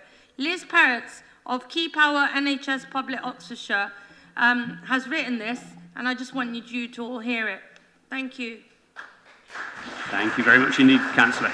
And finally, Councillor Diggins.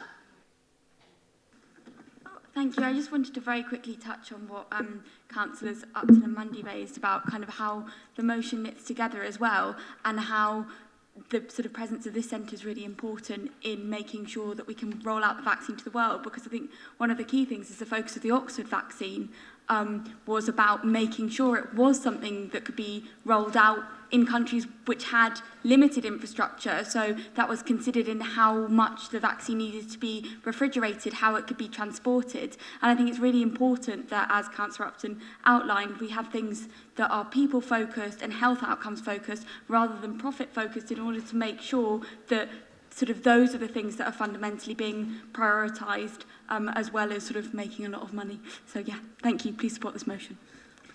Thank you very much indeed, Councillor. Thank you, colleagues, for another splendid and largely succinct debate.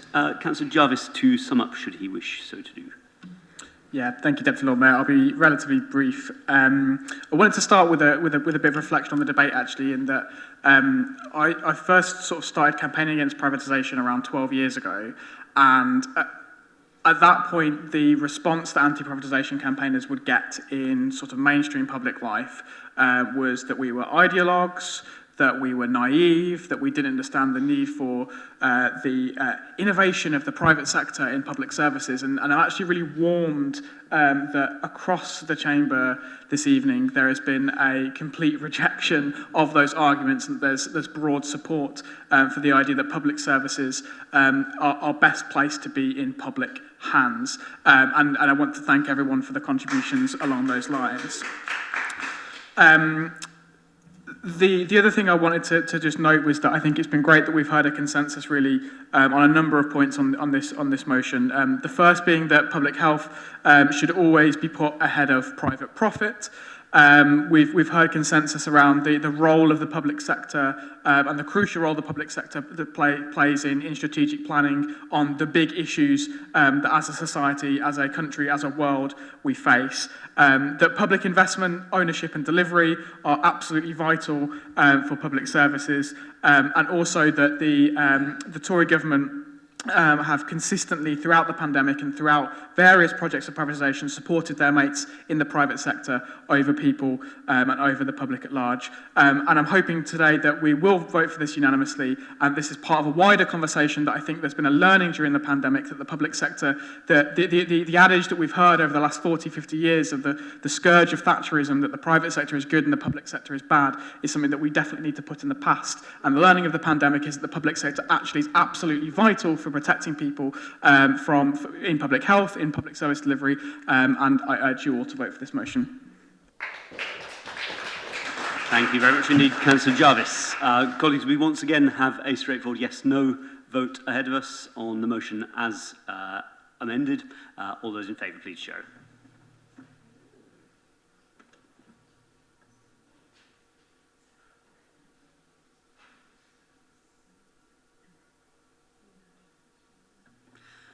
Colleagues, that would appear to be unanimous once again. I propose to press on without delay to motion D, a sanctuary strategy for Oxford. I believe we have enough time to cover this. My understanding is that Councillor Gant is moving the motion. Thank you, Deputy Lord Mayor. I'm grateful to Councillor Diggins for the amendment, which I've accepted. I would just like to say I don't think there's anything particularly wrong with the two paragraphs that the amendment removes. It certainly isn't, they're not there to imply that Council isn't already doing those things, just reaffirming our commitment to them. And yes, we can write to the Home Secretary about housing, and we live in hope of a full, consensual and constructive reply. Council, this has been a complicated exercise. We first discussed this motion some weeks ago as a way of trying to help address barriers to getting refugee families from Afghanistan into suitable long-term accommodation. And the issue at the root of all that is not motions or policies or budgets, but people. Since we wrote the first version of this motion, of course, a new refugee crisis has engulfed our continent. And the response from government has been a variety of schemes which, although perhaps they start from the right place, have added a lot of confusion and has been criticised for being bureaucratic. And not for the first time, local government mobilises to take action, as of course we are well placed and willing to do, but are given nothing like enough information or support from central government, as Councillor Brown acknowledged in her written answers earlier. And then there is the Nationalities and Borders Bill. We as a council oppose the substance and above all the prejudice and mendacity which underpins it. Don't take my word for it. Amnesty International said that the bill, quote, will create significant obstacles and harms to people seeking asylum in the UK system, despite ministers asserting that the measures included are aimed at cutting costs, breaking people smuggling gangs and protecting people seeking asylum. The bill fails to deliver in all of these and other areas. The UN Refugee Agency said UNHCR believes the this bill would penalise most refugees seeking asylum in the country, creating an asylum model that undermines established international refugee protection rules and practices. And I join the UNHCR in welcoming the amendments introduced in the Lords, seeking to remove clauses which they are clear would be in breach of international convention and law. But if you want the real evidence why opposing this bill is necessary, listen to the language that the government itself used about it. It claims with a shudder that in 2019, UK asylum applications increased to almost 36,000, 0.05% of our population. I think we can cope. And then there's the language they use, talking about foreign national offenders circulating on the streets, posing a risk to the public. It's designed to make you feel scared to go out, to demonise the other. Colleagues, this motion calls for this council to continue to do what our hard-working and principled officers do day in and day out, which is help people. It calls for an approach, if you don't want to call it a strategy. Liverpool, Lewisham and Bristol councils have all adopted what they call a sanctuary or refugee strategy. It's about being proactive, not reactive. We would love to see a deadline for getting all African refugees out of hotels. We would love to continue working with neighbour councils on comms and support, as we did over COVID. If it offers a call to arms, it's this, that we, the councillors, will do whatever we can to make those links between people and places. Every member in this chamber has had messages from residents saying they have registered to help and heard nothing. Let's do what we can. Please support the motion. Thank you very much indeed, Councillor. Noted that the amendment has been accepted. This once again simplifies the process. Do we have a seconder? Councillor Miles. Thank you. So a rapidly evolving humanitarian crisis is unfolding in Ukraine. Over 3 million refugees are estimated to have fled to neighbouring countries since the 24th of February, and that number's rising, an estimated half of whom are children. The UNHCR, the UN's agencies mandated to aid and protect refugees, has declared Ukraine a level 3 emergency. That's the highest level they have. A crisis of this scale is not the first, nor will it be the last that we face in our divided and unstable world. Only a few months ago, we witnessed on our screens the refugee crisis unfold in Afghanistan. There are others. The UNHCR website lists the current emergencies it's responding to, including in Ethiopia, DRC, Nigeria, Sahel, Syria, Yemen, Burundi, Rohingya Muslims in Myanmar, and the list goes on. We may be moved to tears watching the images on our screens of the current crisis in Ukraine, but empathy alone does not aid and protect refugees. We need practical action, and we can't rely on goodwill alone. It's our country's international obligation to respond to this and other emergencies in line with the 1951 Refugee Convention and its 1967 protocol, of which the UK is a signatory. These commitments ensure the adequate treatment of refugees and protect their human rights, spelling out who is a refugee, the kind of legal protection and other assistance and social rights a refugee is entitled to receive. The UK government needs to step up its response and to provide sanctuary to those fleeing violence in Ukraine and elsewhere. At a policy level, as has been indicated, and I'm sure you'll all agree, it needs to scrap the Nationality and Borders Bill, which the UNHCR states would penalise most refugees seeking asylum in the country, creating an asylum model that undermines established international refugee protection rules and practices. The bill undermines this refugee convention. Locally, and that's where we come in, we as a council need to move away from a reactive to a proactive and, as Andrea said, strategic and planned response to this, and also other refugee crises as the scale and frequency will increase. We need a sanctuary strategy.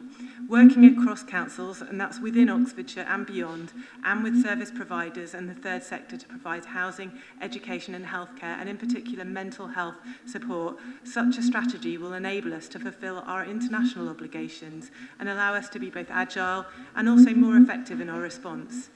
But we must also change the narrative about refugees and how they enrich our community locally through their contribution, as well as highlight their plight. And that's here in Oxford. Now, Refugee Week in June this year will provide us with an opportunity to do just that. So through a coordinated response set out in a sanctuary strategy, we can better ensure the rights of refugees are respected and protected.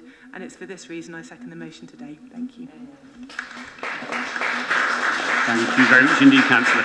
So I've seen Councillor Chapman, Councillor Hollingsworth, Councillor Pegg, Councillor Rehman, Councillor Abrashami.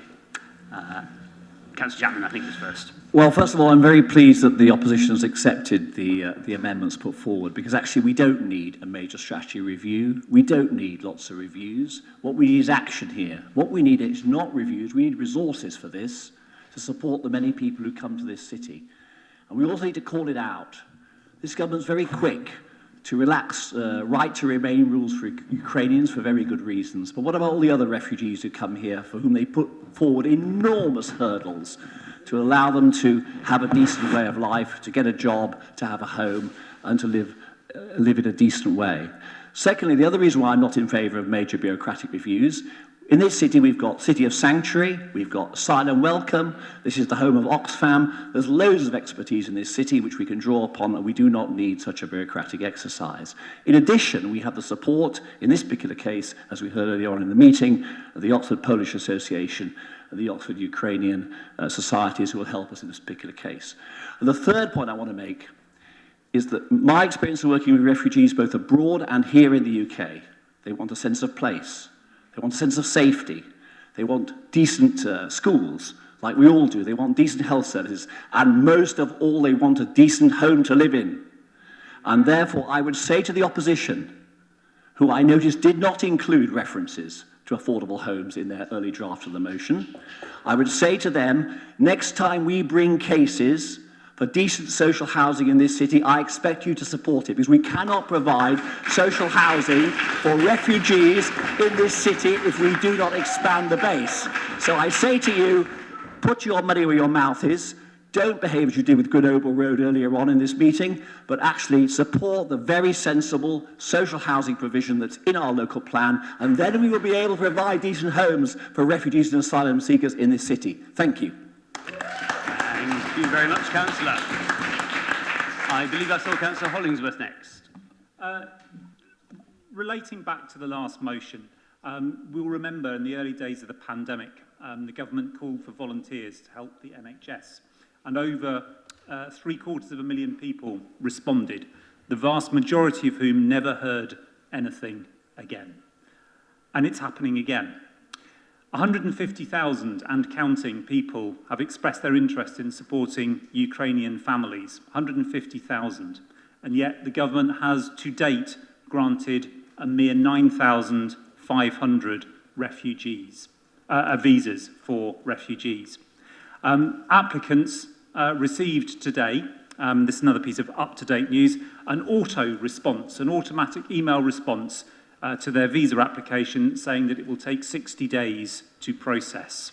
The government says it was a mistake. Well, we've heard that before. When a pattern of behaviour is repeated over and over again, as it is with this particular Home Secretary, you begin to stop believing that it's a mistake and start believing that it is very much a deliberate policy. And to echo the points that were made by the mover and the seconder of the motion, I'm delighted that you included refugees and migrants in the motion because there isn't really a differentiation. Every one of us in this chamber, at some point, in my case, my grandmother, will have been a migrant from another country or another city or another place. She came from Italy. She was almost certainly an economic migrant. It's a bit hard to tell. Records are hazy of that time. And it would indeed have been good if the same generosity of spirit, albeit incompetent in action, could have been extended to refugees and migrants from Syria, from Yemen, from Somalia, from Ethiopia, from DRC, and so on and so forth. But I will finish by quoting another number. As this amended motion makes clear, there is no point being generous in spirit if you don't provide physical places for people to live. Housing is absolutely crucial, and affordable housing is crucial. Oxfordshire Liberal Democrats have an extremely well-designed website, and there is a section headed Campaigns. It has 10 campaigns related to housing, which people can sign up to support. Every single one of those is to oppose the building of housing. Not a single one supports the building of housing. Words and deeds, Deputy Lord Mayor, words and deeds. Thank you very much, Councillor. I'm seeing one more contribution to the debate from Councillor Smith. I have so far Councillors Pegg, Rahman, Abrishami and Smith. I would propose to draw a close there, mainly because, as the sharp-eyed among you will have noticed, we have gone a little bit beyond our limit. I'm begging Councillors' indulgence in this. I'm not sure we have an awful lot of choice. We've started the debate now, but I would like to close or draw a line there. Councillor Pegg, please. Well, we could, but I'd like to vote before we do. I'll try to be quick, given that we've gone over time, but I'm proud to say that the Greens will be supporting this motion. I'm proud to have Asylum Welcome in my ward, and anything that this council can do to help the work of organisations like Asylum Welcome and all the other amazing refugee and migrant organisations in Oxford is definitely something that we should be doing. And we should also be remembering, as some other councillors have mentioned, that those organisations support refugees and migrants from all countries, so not just from Ukraine, but those ongoing refugee crises like those in Yemen and Afghanistan and all over the world. So we must help refugees to thrive here in Oxford, not just helping them to live here. And as other people have said, that does mean making sure they have homes and making sure they are not stuck in hotels for months and months. Yes. And as Catherine said, we need to have more than just empathy for refugees and migrants coming to Oxford. We need to actually be doing work on the ground to make sure that they can come here and that they have good lives when they come here. In our unstable world, having this framework in place is vital because we know all too well that there will be another refugee crisis all too soon. Thank you very much indeed, Councillor. Councillor Redman, I believe you were next. Thank you, Deputy Lord Mayor. Most of what I was going to say has already been said, so I'll keep it brief. Absolutely, we should welcome all refugees from everywhere, especially Ukraine right at the moment. But I just want to bear in mind that refugees from other countries have been called migrants, economic migrants, all sorts. It's been about 20 years since the Afghan war, and we've had nowhere near the amount of refugees come to this country that we've had from Ukraine or the help. And I also want to make a note of the neighbours of Ukraine, how they've been treating people that are not white. I just want to make a note of that. It's disturbing, really, to be honest, but first is first. We should do all we can to help anybody in danger, anybody seeking refuge. And the only problem that we don't have resources, so let's lobby the government and change this government. Labour is the only party that's committed to affordable housing. Thank you very much, Councillor. Councillor Abishani, I believe. Thank you. I want to thank Councillor Grant for that motion. When I was 4 years old, I was living in a beautiful city with my family in a Kurdish region. But one day I woke up and the supreme leader of the Iranian government declared a holy war on the Kurds. So our beautiful lives just suddenly turned upside down, and we were in the middle of a conflict, a nasty one, almost like a genocide. And our streets were just like, bodies everywhere. And it was an awful experience. It's a trauma stays with you for life. That's why I understand whenever there is a conflict anywhere in the world, I do go through the same memories, and I can see how, devastating it is. And at the moment, that's happening in Ukraine. And Oxford, I was a refugee, not here in UK, I was a refugee in Germany. I came to UK 21 years ago, and I chose Oxford as my city. And I can tell you, before that, I never felt anywhere like home, because from the age of 4, I was stateless. But Oxford is truly a city of sanctuary, and it's been my city for 21 years, and I just feel always home. Whenever I go, wherever I go in the world, I come back to Oxford. I feel like I'm coming back to my home. And I'm really proud of people of Oxford and the community, the support. It's a beautiful place to live in. And I'm proud of all the organizations in Oxford supporting the refugees. I've been volunteering with Asylum Welcome ever since September. With the Afghan refugees, I was interpreting for many of them. I've been to many hospital appointments. I've been to few beds. And it's just wonderful. Just like 2 weeks ago, I was at an emergency C-section with a mom. And the midwife asked me, so do they have everything? Where do they live? And I had to tell them they live in a hotel. And they just could not believe the hospital staff. Why? And they've been living there ever since September. And it's really, really hard to have a newborn baby and take it back to a hotel room. And we shouldn't want that for anyone. So, Councillor, we are quite close to 3 minutes. Yeah, thank you very much. Yeah, thank you. Thank you very much.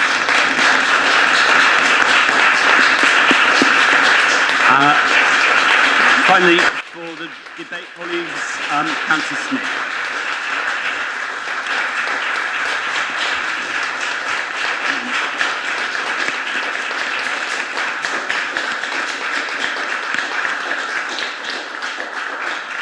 Colleagues, thank you very much indeed. Finally, for the debate, Councillor Smith. Thank you, Deputy Lord Mayor. I shall keep it fairly short. I welcome this motion and will be fully supporting it, and it's been great to hear the speeches in support of it, and that last speech was very, very moving. Thank you. I would like to just add, though, about the mention of affordable housing. I'm certainly a big supporter of affordable housing and social housing as well. But I've constantly said in this chamber and elsewhere that the planning policy protecting employment sites rather than giving those over to housing and homes within the city area has been very poor. And I think it's been a shame that we haven't used some of those sites for housing, which with good connectivity to employment sites as there are within Headington and the North East area. I think that's a shame, and I look forward to the changes of that. Thank you. Thank you very much, Councillor. Before moving to a vote, colleagues, I'd like to ask the mover of the motion, Councillor Gant, to summate, should he wish. Well, thank you to those colleagues who spoke to the intention and the substance of the motion. I thank you for your support. We've ended up talking about two different things. And to those senior Labour councillors who took the opportunity for a little bit of campaigning rhetoric, I think I would just refer to the common acronym, because we all love an acronym in local government, for those who, among which allegedly we are included, who oppose housing, which is NIMBYs, not in my backyard. Well, I've got an enormous building site in my backyard. It's called Oxford North. It was brought on to this by this party in this council. And do you know what's on it, colleagues? Let me tell you, that huge site, 480 homes on that enormous site, of which 37% are affordable homes, and 1 million square feet of employment space. So you can talk the talk, you can put it in your leaflets, but your party does not deliver on affordable housing. Councillor Ross-Smith is correct. There is a better way. There needs to be a better way. We've seen the same thing coming forward at Oxpens. Westgate, delivered by this Labour administration, actually pulled down affordable housing. And I was in the planning committee when we were told that it would be re-provided elsewhere. And it has not been. That is the record of this Labour City Council. Now let's just park that, because there's going to be a bit more of this between now and May the 5th. But let's get back to what we are here to talk about, which is the plight of refugees in our city. Is a strategy a bureaucratic exercise? Maybe. Tomorrow I'll circulate the documents from the councils that I mentioned in my speech, and you can have a look at them, and we can come back to it if council wishes. I'm not hung up on what you call it. But I'm just thrilled and proud with the work that our officers do. There's been some very welcome progress with Afghan refugees just recently. I'm delighted that members have spoken in favour of the genuine impulse of this motion, and I commend it to Council. Thank you very much, Councillor. Once again, we have a straightforward yes-no vote on the motion on a sanctuary strategy for Oxford, as amended. All those in favour?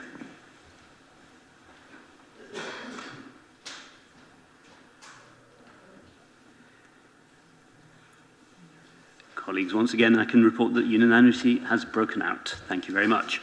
That, I think, is the last item for which we have time. We are out of time. Very, very briefly, many thanks to officers for their, as ever, expert and able support today, and especially, although it's invidious to single out an individual, I'm not going to let that stop me, seeing as Lucy Terrell was not aware this morning when she came into work that she would be here today. I'm particularly grateful to her. That's been great. Colleagues, as I said at 5 o'clock, this, of course, is the last scheduled full council meeting of the municipal year. We are due, of course, to meet again for the annual council in May, and it is, as people may have noticed, a matter of fact that elections come between now and then. It is therefore a matter of certainty, whether due to retirement or other reasons, that when we reconvene, not everybody who is here now will be here then. But I look forward to seeing you all in due course in May. Thank you very much indeed.